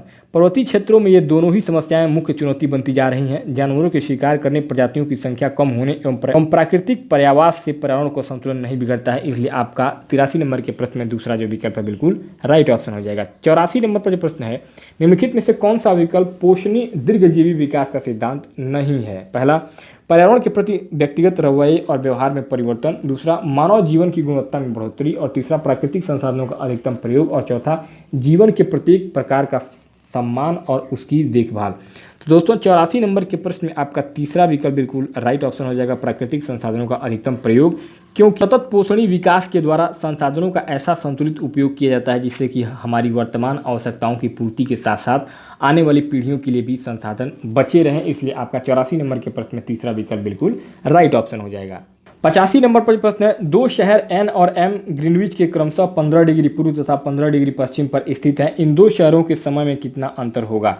पहला 1.5 घंटा, दूसरा 2 घंटा, तीसरा 30 मिनट और चौथा 1 घंटा। तो दोस्तों 85 नंबर के प्रश्न में आपका दूसरा विकल्प 2 घंटा बिल्कुल राइट ऑप्शन हो जाएगा। क्यों? क्योंकि ग्रीनविच मीन टाइम 0 डिग्री देशांतर पर स्थित है। इसके पूर्व एवं पश्चिम में 15 डिग्री माइनस और 15 डिग्री देशांतर पर स्थित दोनों शहर की कुल दूरी 30 डिग्री देशांतर होगी। 1 डिग्री देशांतर बराबर 4 मिनट का अंतर होता है। इसलिए आपका दोनों के समय में अंतर 30 गुणे 4 बराबर 120 मिनट अर्थात 2 घंटे का जो है वो अंतर होगा। 86 नंबर पर जो प्रश्न, न्यूनतम वेतन अधिनियम। पहला, नियोगकर्ताओं को कर्मचारियों का न्यूनतम वेतन निश्चित करने की छूट देता है। दूसरा, संगठित क्षेत्र के केवल सरकारी कर्मचारियों के लिए है। तीसरा, निश्चित करता है कि मजदूरों को न्यूनतम वेतन मिलना चाहिए। और चौथा, निश्चित करता है कि वेतन एक निश्चित न्यूनतम से कम नहीं होना चाहिए। तो दोस्तों 86 नंबर पर जो प्रश्न है उसका सबसे सही विकल्प चौथा हो जाएगा ऑप्शन। क्यों? क्योंकि न्यूनतम वेतन अधिनियम के अंतर्गत प्रत्येक मजदूर को एक निश्चित न्यूनतम से कम वेतन नहीं मिलना चाहिए। सरकार न्यूनतम राशि को या तो घटा सकती है या बढ़ा सकती है, अर्थात निश्चित न्यूनतम दर केंद्र सरकार द्वारा निर्धारित किया जाता है। इसलिए आपका 86 नंबर के प्रश्न में चौथा जो विकल्प है बिल्कुल राइट ऑप्शन हो जाएगा। 87 नंबर पर प्रश्न है, संविधान के किस अनुच्छेद के अंतर्गत अस्पृश्यता के कारण किसी अयोग्यता को लागू करना कानून के अनुसार एक दंडनीय अपराध होगा? पहला अनुच्छेद 21, दूसरा अनुच्छेद 28, तीसरा अनुच्छेद 15, चौथा अनुच्छेद 17। तो दोस्तों 87 नंबर के प्रश्न में आपका चौथा विकल्प अनुच्छेद 17 बिल्कुल राइट ऑप्शन हो जाएगा, क्योंकि भारतीय संविधान के अनुच्छेद 17 द्वारा अस्पृश्यता का अंत कर दिया गया है।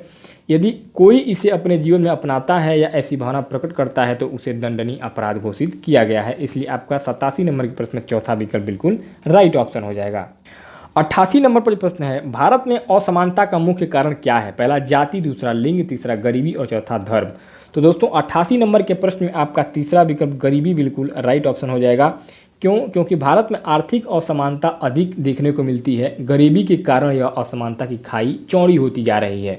इसलिए आपका 88 नंबर के प्रश्न में तीसरा विकल्प गरीबी बिल्कुल राइट ऑप्शन हो जाएगा। 89 नंबर पर प्रश्न है संवैधानिक उपचारों का अधिकार। पहला, शिक्षा का अधिकार अधिनियम 2009 को निष्कासित करता है। दूसरा, न्यायपालिका को संसद द्वारा लागू कानून को निरस्त करने की शक्ति प्रदान करता है। तीसरा, नागरिकों के मौलिक अधिकारों की रक्षा करता है। और चौथा, संविधान संशोधन द्वारा स्वयं को सुधारने के विषय में है। तो दोस्तों 89 नंबर के प्रश्न में जो आपका सबसे सही विकल्प होगा वो आपका तीसरा विकल्प से हो जाएगा, नागरिकों के मौलिक अधिकारों की रक्षा करता है। क्यों? क्योंकि संविधान द्वारा नागरिकों को अनुच्छेद 32 के अंतर्गत संवैधानिक उपचारों का अधिकार प्रदान किया गया है। इस अनुच्छेद के तहत सर्वोच्च न्यायालय नागरिकों के अधिकारों की रक्षा करता है। इसलिए आपका 89 नंबर के प्रश्न में तीसरा विकल्प राइट ऑप्शन हो जाएगा। 90 नंबर पर आखिरी प्रश्न होगा आपका सामाजिक अध्ययन का, हिंदू उत्तराधिकार संशोधन अधिनियम 2005 के अनुसार निम्नलिखित में से क्या सत्य है? पहला, पुत्रों पुत्रियों और उनकी माताओं का पारिवारिक संपत्ति में बराबर हिस्सा होता है। दूसरा, आर्य समाज के अनुयायियों पर यह अधिनियम लागू नहीं होता। तीसरा, परिवार के केवल पुत्रों अथवा पुरुष सदस्यों को ही पारिवारिक संपत्ति में अधिकार प्राप्त है। और चौथा, केवल पत्नी को अपने दिवंगत पति की संपत्ति में उत्तराधिकार है। तो दोस्तों 90 नंबर के प्रश्न में आपका पहला जो विकल्प है बिल्कुल राइट ऑप्शन हो जाएगा, क्योंकि हिंदू उत्तराधिकार संशोधन अधिनियम 2005 के अनुसार अब पुत्रों के साथ साथ पुत्रियों और उनकी माताओं को भी पारिवारिक संपत्ति में बराबर का हिस्सा होगा। संशोधन से पूर्व पिता की संपत्ति पर केवल बेटों का ही हिस्सा होता था, महिलाओं को इस हिस्से में शामिल नहीं किया जाता था, परंतु ऐसा अब नहीं है। तो दोस्तों इस प्रकार से आपका 90 नंबर के प्रश्न में पहला विकल्प बिल्कुल राइट ऑप्शन हो जाएगा।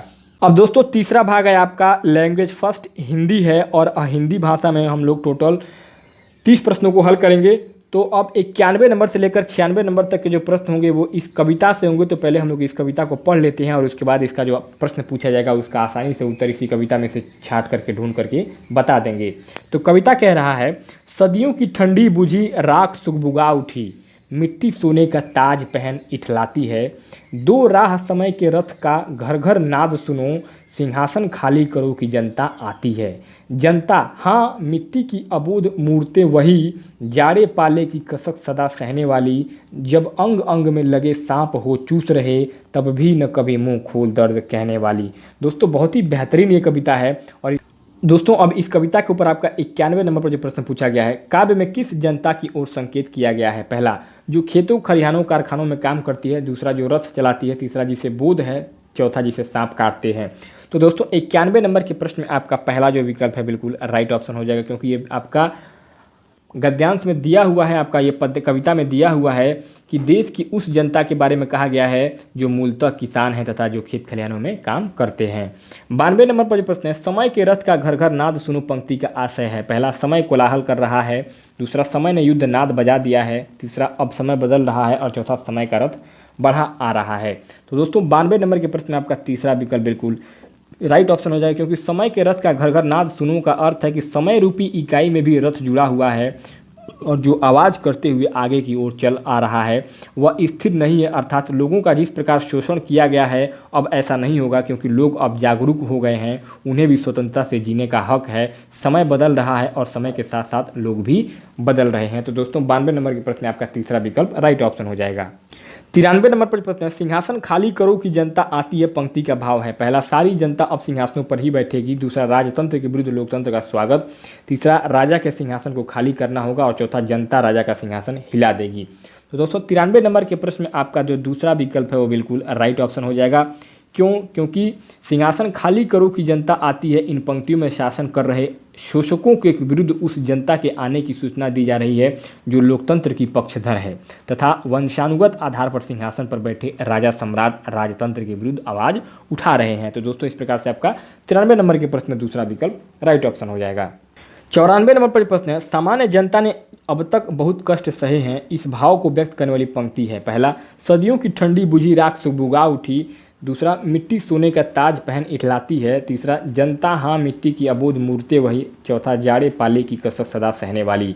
तो दोस्तों 94 नंबर के प्रश्न में आपका चौथा जो विकल्प है बिल्कुल राइट ऑप्शन हो जाएगा, क्योंकि सामान्य जनता ने अब तक बहुत कष्ट सहे हैं। इन पंक्तियों में राजतंत्र के लोगों द्वारा सीधी सादी जनता का दिन प्रतिदिन शोषण किया जा रहा है, जिसे वह अब तक चुपचाप सहती रही है। ठीक इसी भाव को दर्शाने वाली पंक्तियां जाड़े पाले की कसक सदा सहने वाली बिल्कुल राइट ऑप्शन हो जाएगा। अर्थात 94 नंबर के प्रश्न में चौथा विकल्प राइट ऑप्शन हो जाएगा। 95 नंबर पर जो प्रश्न है, सांप किसकी ओर संकेत करता है? पहला, शोषकों की ओर। दूसरा, सूदखोरों की ओर, तीसरा विषैले सांपों की ओर, चौथा जमींदारों की ओर। तो दोस्तों 95 नंबर के प्रश्न में आपका पहला जो विकल्प है शोषकों की ओर बिल्कुल राइट ऑप्शन हो जाएगा, क्योंकि प्रस्तुत पद्यांश में सांप की संज्ञा उन लोगों को दी गई है जो सीधी सादी जनता का शोषण करते रहे हैं, अर्थात शोषकों को यहाँ सांप कहा गया है। इसलिए आपका 95 नंबर के प्रश्न में पहला विकल्प राइट ऑप्शन हो जाएगा। 96 नंबर पर जो प्रश्न है, सुगबुगा उठना का अर्थ है पहला धीरे धीरे कहना, दूसरा अपने हक के लिए प्रयत्नशील होना, तीसरा राख का जल उठना, चौथा अफवाह फैलाना।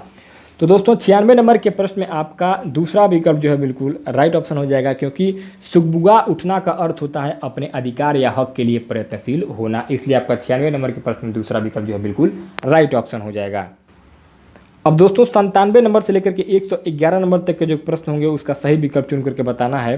तो 97 नंबर पर जो प्रश्न पूछा जा रहा है, उच्च प्राथमिक स्तर पर भाषा शिक्षण का सर्वोपरि उद्देश्य है पहला विभिन्न साहित्यिक विधाओं का गहनतम ज्ञान प्राप्त करना, दूसरा सरसरी तौर पर तीव्र गति से पढ़ना, तीसरा भाषा के सौंदर्य शास्त्र से परिचय, चौथा निजी अनुभवों के आधार पर भाषा का सृजनशील इस्तेमाल। तो दोस्तों 97 नंबर के प्रश्न में आपका चौथा जो विकल्प है बिल्कुल राइट ऑप्शन हो जाएगा। क्योंकि उच्च प्राथमिक स्तर पर भाषा शिक्षण का सर्वोपरि उद्देश्य अपने स्वयं के अनुभवों के आधार पर भाषा को सृजनात्मक कार्यों में व्यवहार के रूप में लाना होता है। इसलिए आपका 97 नंबर के प्रश्न में चौथा विकल्प बिल्कुल राइट ऑप्शन हो जाएगा। 98 नंबर पर प्रश्न है, सुनी पढ़ी और समझी हुई भाषा को सहज और स्वाभाविक लेखन द्वारा अभिव्यक्त करने की क्षमता का विकास करने में निम्नलिखित में से कौन सहायक है। पहला सुनी देखी पढ़ी घटना को अपने शब्दों में लिखित रूप में अभिव्यक्त करना, दूसरा मेरा प्रिय विद्यालय विषय पर निबंध लिखना, तीसरा औपचारिक पत्र लेखन, चौथा किसी पढ़ी हुई कहानी को संक्षेप में लिखना। तो दोस्तों 98 नंबर के प्रश्न में आपका सबसे सही विकल्प पहला हो जाएगा। क्योंकि लेखन द्वारा अभिव्यक्त करने की क्षमता का विकास सुनी देखी पढ़ी हुई घटनाओं को अपने शब्दों में व्यक्त करने में अत्यधिक तेजी से होता है। इसलिए आपका 98 नंबर के प्रश्न में पहला विकल्प राइट ऑप्शन हो जाएगा। 99 नंबर पर प्रश्न है, भाषा के संदर्भ में स्कूली जीवन का यह उच्च प्राथमिक चरण डैश डैश डैश और डैश डैश डैश बोध के विकास की दृष्टि से अत्यंत महत्वपूर्ण है। पहला साहित्य सराहना सामाजिक, दूसरा सौंदर्य बोध साहित्य बोध सामाजिक और राजनैतिक, तीसरा भाषा साहित्य ऐतिहासिक, चौथा साहित्य बोध सराहना बोध ऐतिहासिक। तो दोस्तों 99 नंबर के प्रश्न में आपका दूसरा विकल्प जो है बिल्कुल राइट ऑप्शन हो जाएगा, क्योंकि भाषा के संदर्भ में स्कूली जीवन का यह उच्च प्राथमिक चरण सौंदर्य बोध साहित्य बोध सामाजिक राजनैतिक बोध के विकास की दृष्टि से अत्यंत महत्वपूर्ण होता है। 100 नंबर पर जो प्रश्न है, उच्च प्राथमिक स्तर पर व्याकरण शिक्षण का उद्देश्य डैश डैश डैश में सहायक होगा। पहला भाषा की नियमबद्ध प्रकृति को अत्यधिक महत्व देने, दूसरा भाषा की प्रकृति प्रकार और व्याकरणिक नियमों को कंठस्थ करने, तीसरा व्याकरण की परिभाषाओं को कंठस्थ करने और चौथा भाषा की नियमबद्ध प्रकृति को समझने और उसका विश्लेषण करने। दोस्तों इस प्रकार से आपका 100वें नंबर के प्रश्न में आपका चौथा जो विकल्प है बिल्कुल राइट ऑप्शन हो जाएगा। क्यों सही होगा? क्योंकि उच्च प्राथमिक स्तर पर व्याकरण शिक्षण के उद्देश्य में भाषा की नियमबद्ध और क्रमबद्ध प्रकृति को समझना और उसका विश्लेषण करना सबसे ज़्यादा प्रमुख होता है। इसलिए आपका 100 नंबर के प्रश्न में चौथा विकल्प बिल्कुल राइट ऑप्शन हो जाएगा। 101 नंबर पर प्रश्न है, उच्च प्राथमिक स्तर पर हिंदी भाषा विकास के लिए कौन सी गतिविधि उपयोगी नहीं हो सकती। पहला मुहावरों के अर्थ लिखकर वाक्य बनाना, दूसरा सूचना डायरी लेखन विज्ञापन लेखन आदि का कार्य करवाना, तीसरा पढ़ी गई कहानियों का समूह में नाट्य रूपांतरण और चौथा विज्ञापनों पोस्टरों साइन बोर्ड और भाषा के अन्य उपयोगों का विश्लेषण करना। तो दोस्तों 101 नंबर के प्रश्न में आपका पहला जो विकल्प है बिल्कुल राइट ऑप्शन हो जाएगा, क्योंकि उच्च प्राथमिक स्तर पर हिंदी भाषा विकास के लिए सूचना डायरी लेखन विज्ञापन लेखन पढ़ी हुई कहानियों का समूह में नाट्य रूपांतरण विज्ञापनों पोस्टरों साइन बोर्ड और भाषा के अन्य उपयोगों का विश्लेषण करना उपयोगी होगा, जबकि मुहावरों के अर्थ लिखकर वाक्य बनाना भाषा के लिए उपयोगी नहीं हो सकता है। इसलिए आपका 101 नंबर के प्रश्न में पहला विकल्प बिल्कुल राइट ऑप्शन हो जाएगा। 102 नंबर पर प्रश्न है, उच्च प्राथमिक स्तर पर व्याकरण शिक्षण की सर्वाधिक उचित विधि है। पहला भाषा संसर्ग विधि, दूसरा सूत्र विधि, तीसरा निगमन विधि, चौथा आगमन विधि। तो दोस्तों 102 नंबर के प्रश्न में आपका चौथा जो विकल्प है आगमन विधि वो बिल्कुल राइट ऑप्शन हो जाएगा, क्योंकि उच्च प्राथमिक स्तर पर व्याकरण शिक्षण की सर्वाधिक उचित विधि आगमन विधि होती है। इसलिए आपका चौथा विकल्प बिल्कुल राइट ऑप्शन हो जाएगा। 103 नंबर पर प्रश्न है, बच्चों का भाषाई विकास सर्वाधिक रूप से निर्भर करता है। पहला आकलन की औपचारिकता पर, दूसरा संचार माध्यमों पर, तीसरा पाठ्य पुस्तक पर, चौथा समृद्ध भाषा परिवेश पर। तो दोस्तों 103 नंबर के प्रश्न में आपका चौथा विकल्प समृद्ध भाषा परिवेश पर बिल्कुल राइट ऑप्शन हो जाएगा, क्योंकि उच्च प्राथमिक स्तर पर बच्चों का अधिकांश भाषाई विकास उसके समृद्ध भाषा परिवेश पर निर्भर करता है कि वह अपने परिवार पास पड़ोस में मित्र या विद्यालय में से किस इकाई के साथ भाषाई वार्तालाप में सर्वाधिक समय बिताता है। इसलिए आपका 103 नंबर के प्रश्न में आपका चौथा विकल्प राइट ऑप्शन हो जाएगा। 104 नंबर पर प्रश्न है, उच्च प्राथमिक स्तर पर यह जरूरी है कि बच्चे पहला भाषा के आकलन के लिए किए जा सकने वाले सभी गतिविधियों में समान रूप से हिस्सा लें, दूसरा, भाषा का अतिरिक्त अभ्यास करें और परियोजना कार्य में इंटरनेट का प्रयोग करें। तीसरा, समाचार पत्र में छपी किसी खबर, लेख या कही गई बात का निहितार्थ समझ सकें। चौथा, अपनी पाठ्य पुस्तक के सभी पाठों का अभ्यास कर सकें। तो दोस्तों 104 नंबर के प्रश्न में आपका तीसरा जो विकल्प है बिल्कुल राइट ऑप्शन हो जाएगा। क्यों? क्योंकि यदि कोई बालक किसी अखबार, मैगजीन या अन्य पुस्तक के माध्यम से इस बात को समझ लेता है कि उसमें लिखा लेख क्या संदेश दे रहा है या उसका क्या आशय है, तो ऐसा बालक उच्च प्राथमिक स्तर की योग्यता दर्शाता है, क्योंकि उच्च प्राथमिक स्तर पर पढ़ने वाले बालकों की यह एक अनिवार्य योग्यता होती है। इसलिए आपका 104 नंबर के प्रश्न में तीसरा विकल्प बिल्कुल राइट ऑप्शन हो जाएगा। 105 नंबर पर प्रश्न है, भाषा सीखने का अर्थ उस भाषा की डैश डैश डैश सीखना भी है, क्योंकि भाषा किसी भी डैश डैश डैश का अभिन्न हिस्सा होती है। पहला ऐतिहासिकता, इतिहास। दूसरा, संस्कृति। तीसरा, बारीकी, व्याकरण। चौथा, नियमबद्धता और व्याकरण। तो दोस्तों 105 नंबर के प्रश्न में आपका दूसरा विकल्प संस्कृति बिल्कुल राइट ऑप्शन हो जाएगा। क्यों? क्योंकि भाषा सीखने का अर्थ उस भाषा की संस्कृति सीखना भी है, क्योंकि भाषा किसी भी संस्कृति का एक अभिन्न हिस्सा होती है। इसलिए आपका दूसरा विकल्प बिल्कुल राइट ऑप्शन हो जाएगा। 106 नंबर पर प्रश्न है, कक्षा 8 के बच्चों के लिए साहित्य का चयन करते समय आपके लिए क्या जानना सर्वाधिक ज़रूरी है? पहला, बच्चों के भाषा प्रयोग का स्तर। दूसरा, अच्छे साहित्य के प्रकाशक, लेखक। तीसरा, बच्चों की भाषिक पृष्ठभूमि। चौथा, बच्चों की मनोवैज्ञानिक विशेषताएं और भाषा प्रयोग की क्षमता। तो दोस्तों 106 नंबर के प्रश्न में आपका चौथा विकल्प बिल्कुल राइट ऑप्शन हो जाएगा। क्यों? क्योंकि बच्चों की मनोवैज्ञानिक विशेषता एवं भाषा प्रयोग की क्षमता ही उसको साहित्य का चयन करने में सहायता प्रदान करती है। इसलिए आपका 106 नंबर के प्रश्न में चौथा विकल्प बिल्कुल राइट ऑप्शन हो जाएगा। 107 नंबर पर प्रश्न है, नाटक, सिनेमा, परिचर्चा, वाद विवाद आदि बच्चों की डैश डैश डैश व स्वाभाविक डैश डैश डैश एवं डैश डैश डैश प्रतिक्रिया व्यक्त करने की क्षमता का विकास करने में मदद करते हैं। पहला, स्वतंत्र मौखिक लिखित। दूसरा, स्वतंत्र प्रभावी संस्कृतनिष्ठ। तीसरा, मानक सहज प्रभावी। चौथा, मानक प्रभावी संस्कृतनिष्ठ। तो दोस्तों 107 नंबर के प्रश्न में आपका पहला जो विकल्प है बिल्कुल वो राइट ऑप्शन हो जाएगा, क्योंकि नाटक, सिनेमा, परिचर्चा, वाद विवाद आदि बच्चों की स्वतंत्र व स्वाभाविक मौखिक एवं लिखित प्रतिक्रिया व्यक्त करने की क्षमता का विकास करने में मदद करते हैं। इसलिए आपका पहला जो विकल्प है 107 नंबर के प्रश्न में सही ऑप्शन हो जाएगा। 108 नंबर पर प्रश्न है, हमारे अनुभवों को आकार देने में भाषा की महत्वपूर्ण भूमिका होती है। इसका शैक्षिक निहितार्थ यह है कि भाषा की कक्षा में पहला, डायरी लेखन पर जोर दिया जाए ताकि लेखन परिपक्व बन सके। दूसरा, बच्चों को विविध संदर्भों में अनुभव करने, विविध अनुभवों से स्वयं को जोड़ने के अवसर दिए जाएं। तीसरा, सदैव अनुभवों पर बातचीत की जाए। चौथा, अनुभवों का लेखन कार्य बढ़ाया जाए। तो दोस्तों 108 नंबर के प्रश्न में आपका सबसे सही विकल्प होगा दूसरा। क्यों? क्योंकि बच्चों को विभिन्न संदर्भों में अनुभव करने, विभिन्न छोटे बड़े अनुभवों से स्वयं को जुड़ने के अवसर देने पर भाषा की कुशलता पर अत्यधिक प्रभाव पड़ता है और वे निरंतर भाषा की पकड़ पर अपना अधिकार जमा सकते हैं। इसलिए आपका 108 नंबर के प्रश्न में दूसरा विकल्प बिल्कुल राइट ऑप्शन हो जाएगा। 109 नंबर पर प्रश्न है, मुदिता 8वीं कक्षा में हिंदी भाषा पढ़ाती है। कविता के भाव के बारे में बातचीत करते समय आप उन्हें किस बात के प्रति सचेत करने की सलाह देंगे? पहला, कविता को गद्य में परिवर्तित करवाने वाली गतिविधि कविता शिक्षण का अनिवार्य पक्ष है। दूसरा, कविता की भाषा व्याकरण पर विशेष बल दिया जाए। तीसरा, कविता में अलंकार रस पर विशेष बल दिया जाए। चौथा, कविता का एक निश्चित भाव अर्थ नहीं हो सकता। तो दोस्तों 109 नंबर के प्रश्न में आपका चौथा जो विकल्प है बिल्कुल राइट ऑप्शन हो जाएगा। क्यों? क्योंकि किसी भी कविता का एक जैसा भाव नहीं होता, बल्कि सभी अलग अलग भाव की ओर केंद्रित होती है। किसी में देशभक्ति का भाव है तो किसी में करुण, तो किसी में श्रृंगार रस का भाव होता है और प्रत्येक की संरचना रचना भी अलग अलग होती है। इसलिए आपका 109 नंबर के प्रश्न में चौथा विकल्प राइट ऑप्शन हो जाएगा। 110 नंबर पर प्रश्न है, हिंदी भाषा का आकलन करते समय पोर्टफोलियो बच्चों के बारे में यह बताता है कि पहला, उनकी प्रगति में माता पिता की भूमिका कैसी है। दूसरा, उनकी प्रगति में शिक्षकों की भूमिका कितनी है। तीसरा, वे क्या जानते हैं। और चौथा, क्रमशः उनकी प्रगति किस प्रकार हो रही है। तो दोस्तों 110 नंबर के प्रश्न में आपका चौथा विकल्प जो है बिल्कुल राइट ऑप्शन हो जाएगा। क्यों? क्योंकि किसी बालक का पोर्टफोलियो उसके बारे में यह बताता है कि क्रमशः उसकी प्रगति किस प्रकार हो रही है। तो दोस्तों इस प्रकार से आपका 110 नंबर के प्रश्न में चौथा विकल्प बिल्कुल राइट ऑप्शन हो जाएगा। 111 नंबर पर प्रश्न है, किस साहित्यिक विधा को पढ़ाते समय आप सस्वर पाठन पर अनिवार्यतः बल देंगे। पहला, आत्मकथा। दूसरा, एकांकी। तीसरा, जीवनी। और चौथा, यात्रा वृत्तांत। तो दोस्तों 111 नंबर के प्रश्न में आपका दूसरा विकल्प जो है एकांकी बिल्कुल राइट ऑप्शन हो जाएगा। क्यों? क्योंकि एकांकी विधा में विभिन्न पात्रों का अहम योगदान होता है। जब एकांकी को पात्र के अनुसार पढ़ा जाता है तो उसका सस्वर पाठन करना होता है, जबकि जीवनी, आत्मकथा, यात्रा वृत्तांत में ऐसा नहीं होता है। इसलिए आपका 111 नंबर के प्रश्न में दूसरा विकल्प बिल्कुल राइट ऑप्शन हो जाएगा। 112 से लेकर के 120 तक के जो प्रश्न होंगे वे आपके इस कहानी से होंगे तो पहले हम लोग इस कहानी को पढ़ लेते हैं और इसके बाद से इसमें से जो आपका प्रश्न पूछा जाएगा उसका आसानी से आंसर भी दे देंगे। कहानी कहिए चाहे गद्यांश कहिए, बात वही हुई।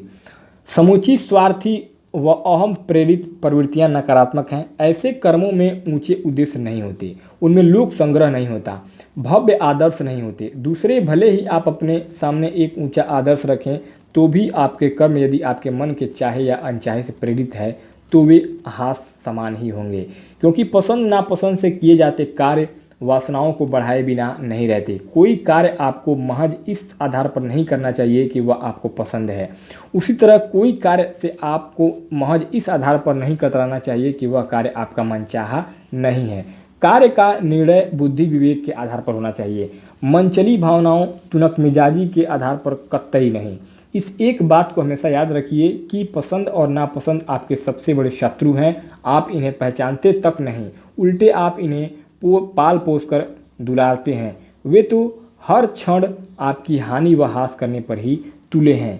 इनसे निपटने का व्यवहारिक मार्ग यह है कि अपनी रुचि और अरुचि का विश्लेषण करें। तो दोस्तों बहुत अच्छा एक गद्यांश था, कहानी था। अब इसके ऊपर जो आपका 112 नंबर पर प्रश्न पूछा जा रहा है, कैसी प्रवृत्तियां नकारात्मक हैं? पहला, जिनमें अर्थ का भाव हो। दूसरा, जिनमें अहम और स्वहित का भाव हो। तीसरा, जो स्वयं का हित देखती हो। और चौथा, जो अहम से ग्रसित हो।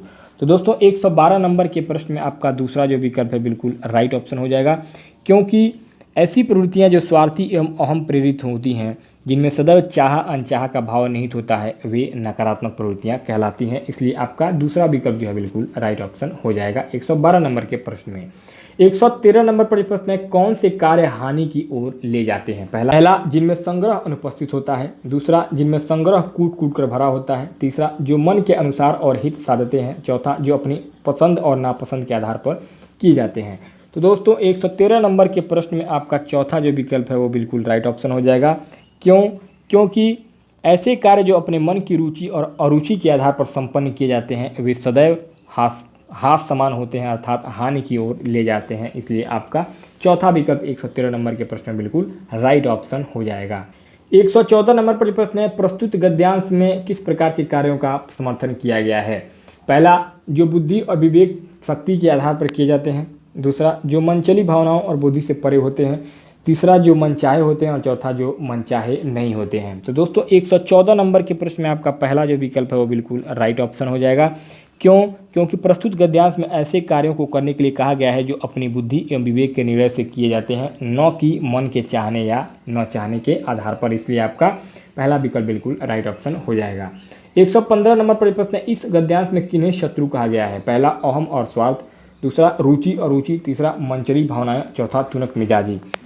तो दोस्तों 115 नंबर के प्रश्न में आपका सबसे सही विकल्प होगा दूसरा, रुचि अरुचि। क्योंकि इस गद्यांश में प्रमुख रूप से पसंद नापसंद, रुचि अरुचि, स्वार्थ एवं अहम प्रेरक को ही व्यक्ति का शत्रु कहा गया है। इसलिए आपका 115 नंबर के प्रश्न में दूसरा विकल्प बिल्कुल राइट ऑप्शन हो जाएगा। 116 नंबर पर प्रश्न है, लेखक ने इन शत्रुओं से निपटने का कौन सा मार्ग सुझाया है? पहला, लोक संग्रह करना। दूसरा, कर्म करना। तीसरा, विश्लेषण करना। और चौथा, भव्य आदर्श रखना।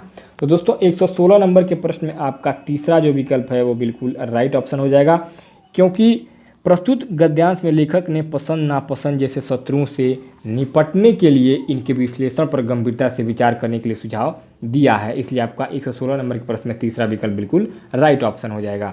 117 नंबर पर प्रश्न है, नकारात्मक का विलोम शब्द क्या होगा? पहला, नकारात्मक। दूसरा, असकारात्मक। तीसरा, अनकारात्मक। और चौथा, सकारात्मक। तो दोस्तों 117 नंबर के प्रश्न में आपका चौथा जो विकल्प है सकारात्मक बिल्कुल राइट ऑप्शन हो जाएगा, क्योंकि नकारात्मक का विलोम आपका सकारात्मक होता है।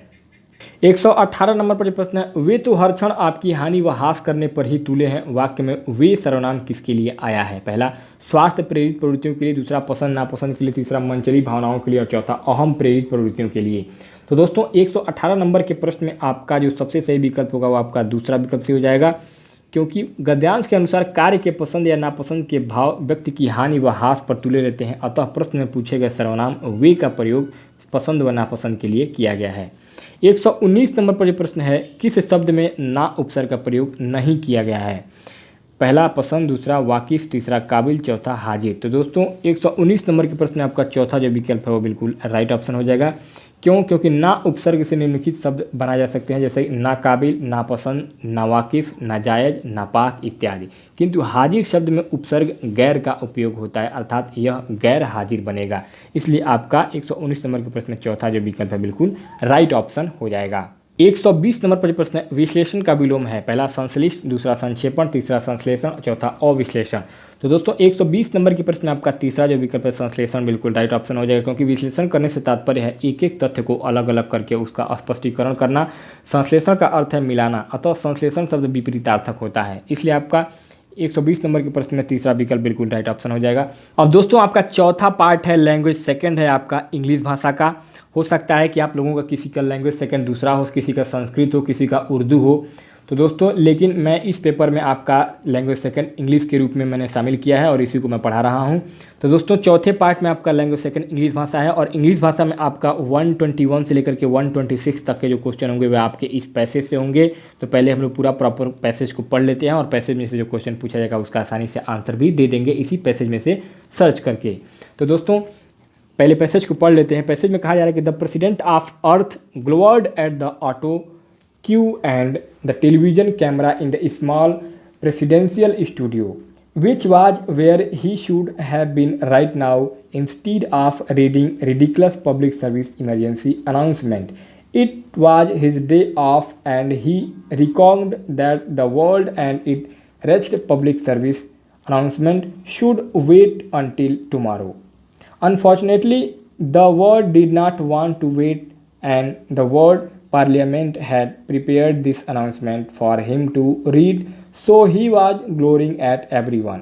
The auto cue started rolling and the president relaxed his scowling face and beamed into the television camera, exuding bonhomie to the billions who were watching as he read from the auto cue. Scientists are today investigating objects that are appearing across the world and which seems to present a degree of danger to anybody touching them. World scientists are advising that under no circumstances should these objects be touched. A heavy metal object that is floating on a pond would be such an example. A tree growing out of concrete would be another. However, there is no guarantee that object will always have this incongruity, and scientists are advising the general public to proceed with great caution, especially when at home where unfamiliar object may be more easily identified after reading the announcement.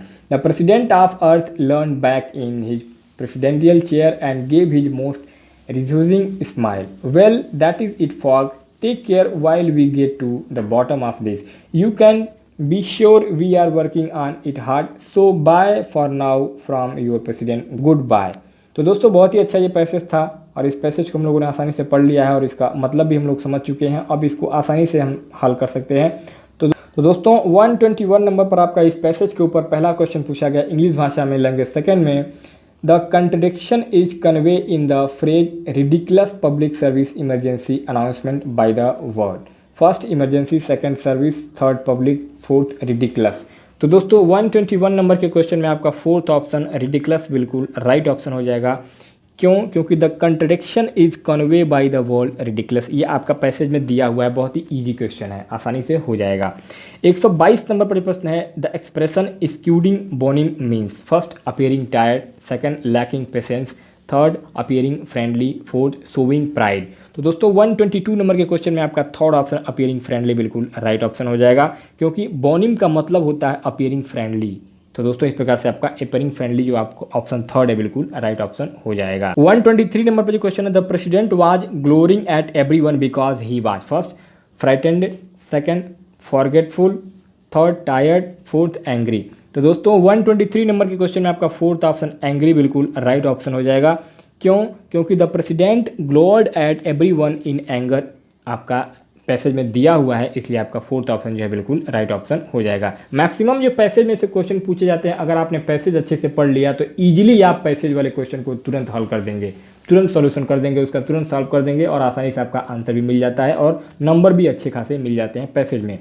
124 number पर जो question है the incongruity lies in first unfamiliar object that can not be touch, second familiar object seen in unexpected place, third strange object seen everywhere and frequently, and fourth new object appearing where none existed before. तो दोस्तों 124 number के question में आपका second option जो है बिल्कुल right option हो जाएगा, क्योंकि incongruity lie in familiar object seen in unexpected place. तो दोस्तों आपका सेकंड ऑप्शन जो है बिल्कुल राइट ऑप्शन हो जाएगा, ये भी आपका पैसेज में दिया हुआ है। 125 नंबर पे जो क्वेश्चन है, a word that can replace the phrase get to the bottom of is, first estimate, second explore, third clarify, fourth misunderstand. तो दोस्तों 125 नंबर के क्वेश्चन में आपका थर्ड ऑप्शन जो है बिल्कुल क्लैरिफाई राइट ऑप्शन हो जाएगा, क्योंकि यहाँ get to the bottom of को क्लैरिफाई से रिप्लेस किया जा सकता है, इसलिए आपका थर्ड ऑप्शन बिल्कुल राइट ऑप्शन हो जाएगा। 126 नंबर पर जो क्वेश्चन है, the writer's attitude is one of dash dash dash toward leaders, first distrust, second difference, third admiration, fourth indifference.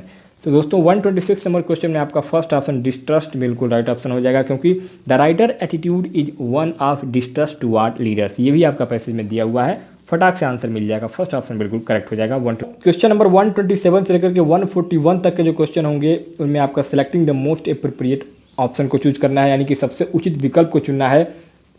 तो 127 नंबर पर जो क्वेश्चन है, two competency area which give a language learner in progress the ability to communicate completely are, first audio and expressive, second grammar and phonetics, third linguistic and socio cultural, fourth discourse and accent. तो दोस्तों 127 number के question में आपका third option जो है बिल्कुल linguistic and socio cultural बिल्कुल right option हो जाएगा।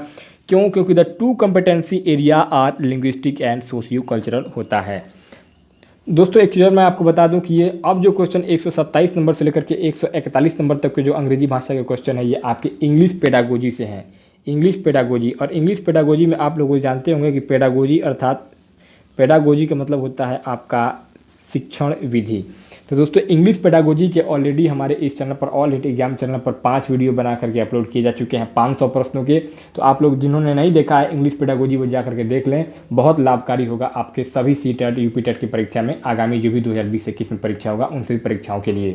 128 नंबर पर जो क्वेश्चन है, communicative competence is a subset of functional grammar and its approach in teaching will allow student to, first learn grammar through meaningful communication, second enable teachers expose student to grammar in the lower classes, learn structures and use them accurately, fourth use structures in a range of output text।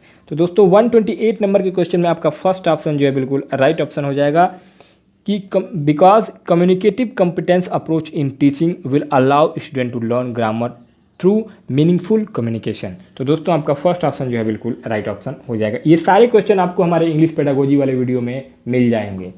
129 number पे जो question है, when student work in pairs or groups they just end up chatting in their own language, this can be overcome monitored by, first increasing the difficulty level of task, second instructions for the task and objectives to be made clear first, third giving an easy task so that they may chat less, fourth writing notes on the board so that they will not use L1।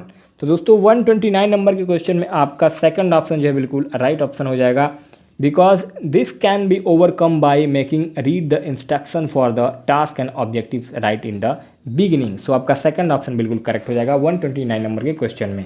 130 number पे जो question है, to assess listening skills the teacher has framed an activity, what can the assessment be based on, first completing a tabulation based on an audio recording, second reading a text aloud, third student interpretation of a visual, fourth watching a short film and reviewing. तो दोस्तों 130 number के question में आपका first option बिल्कुल correct option हो जाएगा। क्यों? Because the assessment can be based on completing a tabulation based on an audio recording. So आपका फर्स्ट ऑप्शन बिल्कुल करेक्ट ऑप्शन हो जाएगा। 131 नंबर पर जो क्वेश्चन है, to develop language function teaching of speaking skills for younger children would include, first debate and declamation, second short project presentation, third greeting informal request asking for personal information, fourth telephonic chat. तो दोस्तों 131 number के question में आपका third option जो है बिल्कुल right option हो जाएगा, क्योंकि teaching of speaking skills to younger children would include greeting informal request asking for personal information बिल्कुल राइट ऑप्शन हो जाएगा थर्ड ऑप्शन। 132 नंबर पे जो क्वेश्चन है, learners who develop and increase awareness of their own style of learning and teachers awareness of student individual style enhance dash dash dash learning. First cooperative, second individualistic, third group, fourth best. तो दोस्तों 132 number के question में आपका first option जो है बिल्कुल right option हो जाएगा cooperative, because combined with each other this to enhance cooperative learning. So आपका फर्स्ट ऑप्शन बिल्कुल करेक्ट ऑप्शन हो जाएगा। 133 नंबर पे जो क्वेश्चन है, an early emphasis on linguistic accuracy along with prompt error correction in L2 class and class 5 level result in student. First, learning only minimum और less, second, not learning at all, third, mastering the language more quickly, fourth, failure to achieve requisite proficiency required of that level. तो दोस्तों 133 number के question में आपका first option learning only the minimum और less बिल्कुल right option हो जाएगा, because this result in students learning only the minimum और less.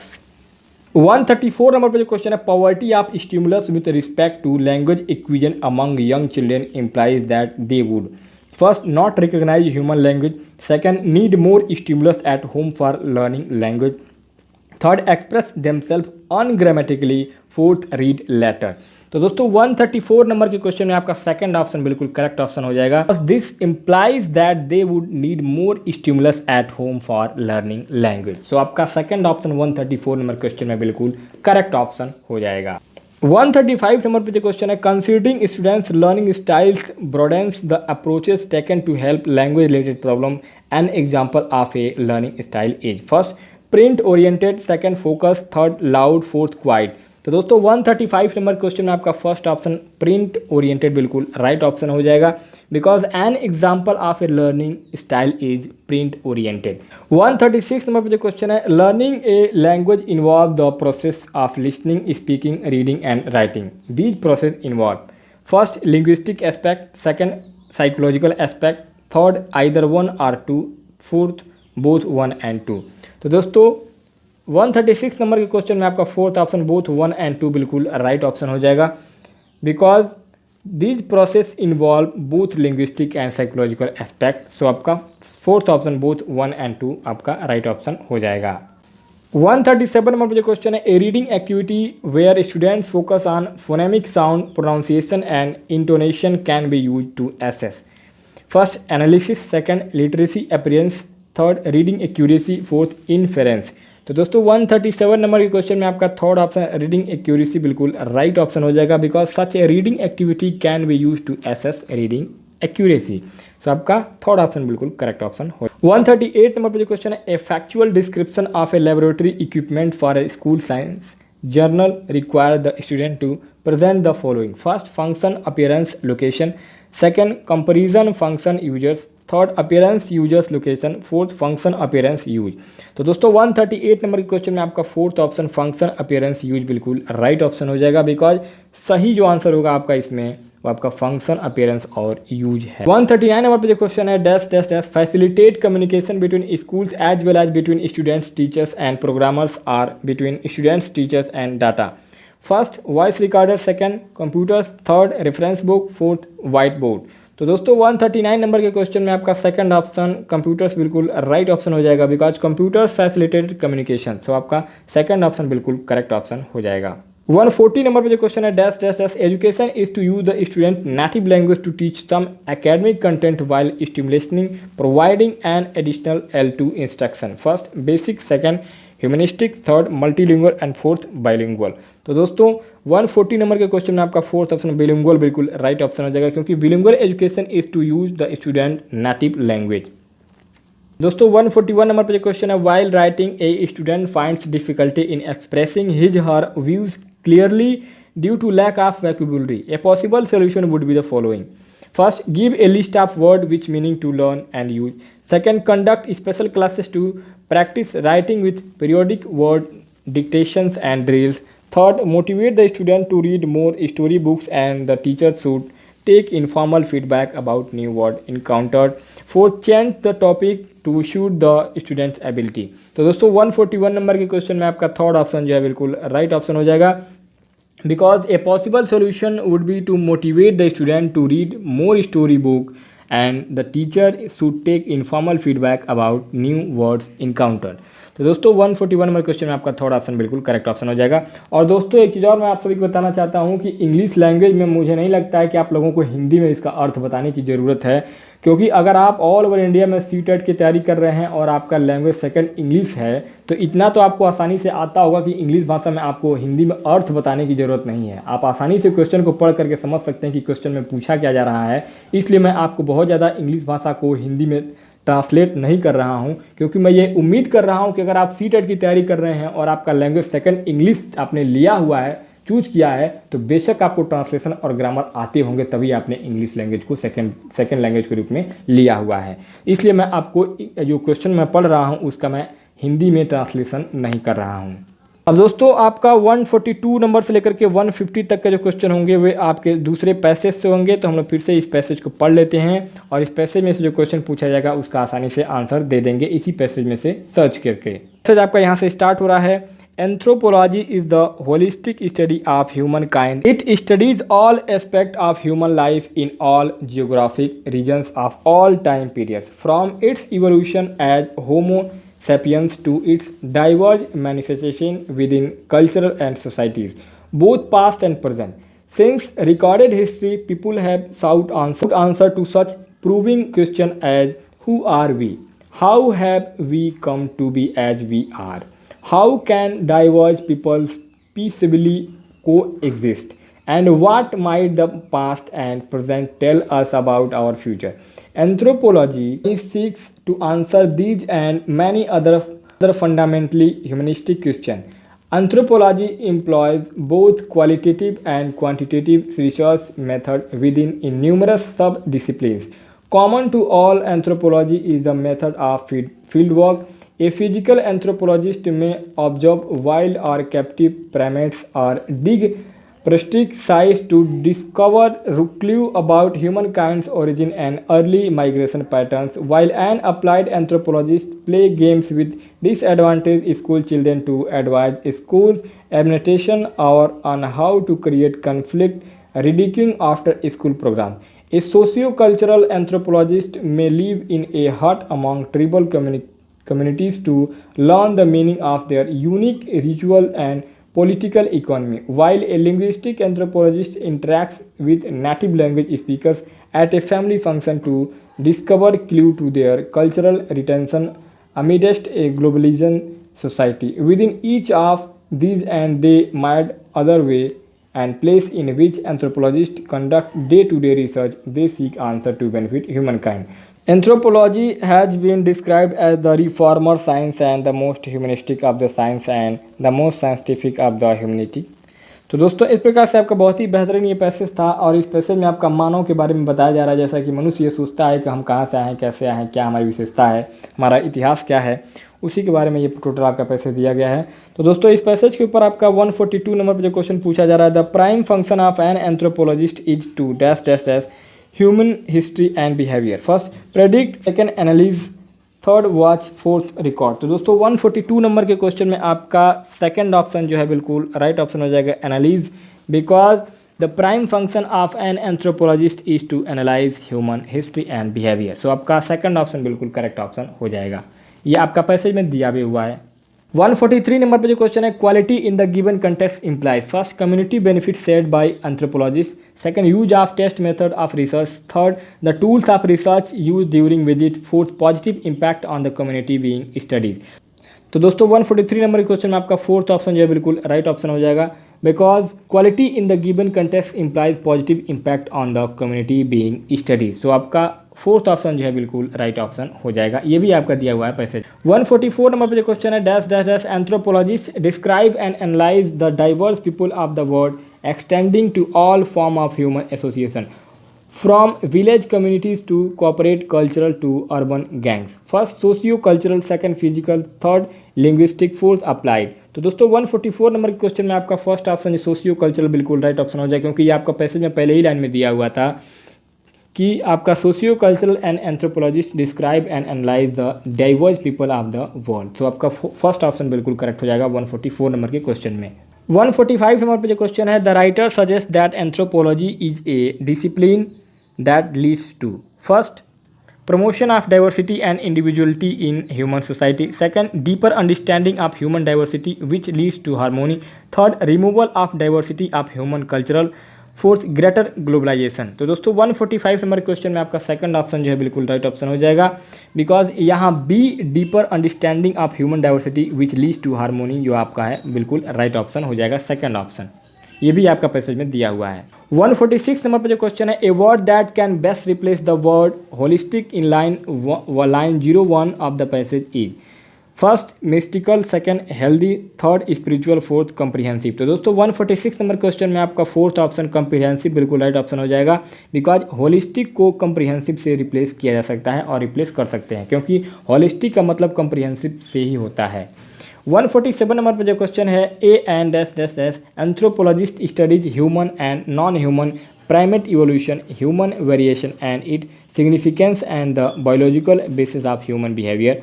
First, socio cultural, second, applied, third, physical, fourth, linguistic. तो दोस्तों 147 नंबर क्वेश्चन में आपका थर्ड ऑप्शन जो है फिजिकल बिल्कुल राइट ऑप्शन हो जाएगा, because a physical anthropologist studies human and non human primate evolution, human variation and its significance and the biological base of human behaviour, बिल्कुल राइट ऑप्शन हो जाएगा। अर्थात 147 नंबर क्वेश्चन में आपका फिजिकल बिल्कुल करेक्ट ऑप्शन हो जाएगा, ऑप्शन नंबर थर्ड। 148 नंबर पे जो क्वेश्चन है, the discipline is referred to as the reformer science because first of being a favoured field of study for scientist, second of its potential to improve human lives in general, third, necessary changes can easily be introduced, fourth, law can be applied with little resistance। तो दोस्तों 148 number question में आपका second option जो है बिल्कुल correct option हो जाएगा, because the discipline is known as the reformer science because of its potential to improve human life in general, because ये भी आपका पैसे में दिया हुआ है, आसानी से आंसर मिल जाएगा आपको। 149 नंबर पर जो क्वेश्चन है, an antonym for the word countable from the passage is. First, disadvantage, second, myriad, third, captive, fourth, diverse. तो दोस्तों 149 नंबर के क्वेश्चन में आपका सेकंड ऑप्शन मैरिड बिल्कुल राइट ऑप्शन हो जाएगा, क्योंकि पैसेज के अनुसार काउंटेबल का सही एंटोनिम शब्द आपका माइरिड होता है, इसलिए आपका सेकंड ऑप्शन बिल्कुल राइट ऑप्शन हो जाएगा। 150 नंबर पर आखिरी प्रश्न होगा आपका, 16 फरवरी 2014 पेपर सेकंड कक्षा 6 से लेकर कक्षा 8 तक के लिए जूनियर स्तर में जो आपका 150 नंबर पर आखिरी प्रश्न पूछा गया था, the phrase the most scientific of the humanities means can be drawn. First, based on factual observation of record, second, through personal interaction with study subject, third, based on research instincts, fourth, on humanistic grounds. तो दोस्तों 150 number के question में जो आपका सबसे right option हो जाएगा वो आपका फर्स्ट ऑप्शन बिल्कुल करेक्ट ऑप्शन हो जाएगा। ये क्यों सही होगा 150 नंबर के प्रश्न में आपका पहला ऑप्शन, क्योंकि the phrase means that it is based on factual observation of record. तो दोस्तों 150 नंबर के प्रश्न में आपका पहला विकल्प राइट आंसर हो जाएगा, और इस प्रकार से आपका CTET 16 फरवरी 2014 पेपर सेकंड कक्षा 6 से लेकर कक्षा 8 तक के लिए जूनियर स्तर की जो परीक्षा हुई थी, उस परीक्षा में पूरे जो 150 प्रश्न पूछे गए थे, उन सभी 150 प्रश्नों का ये सॉल्यूशन वीडियो अर्थात सॉल्व पेपर वीडियो यहाँ पर समाप्त होता है। और मैं उम्मीद करता हूं कि ये वीडियो आप सभी के आगामी CTET 2020-21 में जो परीक्षा जूनियर स्तर की होने वाली है, उन सभी परीक्षाओं में बहुत ज़्यादा कारगर साबित। तो दोस्तों इस प्रकार से अगर आप ऑल ओवर इंडिया में किसी भी स्टेट की तैयारी करते हैं, किसी भी राज्य में हैं और CTET की तैयारी कर रहे हैं, तो आप बेशक हमारे इस चैनल को सब्सक्राइब कर सकते हैं, जिसका नाम है ऑल हिट एग्जाम, क्योंकि हमारे इस चैनल का नाम ही है ऑल हिट एग्जाम। अर्थात हमारे इस ऑल हिट एग्जाम चैनल पर आपको CTET, UP TET के अलावा सभी प्रकार की टेट परीक्षाओं की तैयारी हमारे इस चैनल पर कराई जाती है, और इसके अलावा सभी प्रकार की कंपटीशन एग्जाम की भी तैयारी कराई जाती है। तो दोस्तों बहुत आप लोगों को लाभ मिलेगा इस चैनल से जुड़ जाने के पश्चात। तो दोस्तों निवेदन करूंगा, अगर आप हमारे चैनल पर पहली बार आए हैं तो प्लीज़ चैनल को सब्सक्राइब कर दीजिएगा और घंटी वाले बटन को दबा दीजिएगा, ताकि आने वाली वीडियो की नोटिफिकेशन आपको लगातार मिलती रहेगी। तो दोस्तों मिलते हैं एक और जबरदस्त और इंटरेस्टिंग वीडियो के साथ, तब तक के लिए बहुत बहुत धन्यवाद।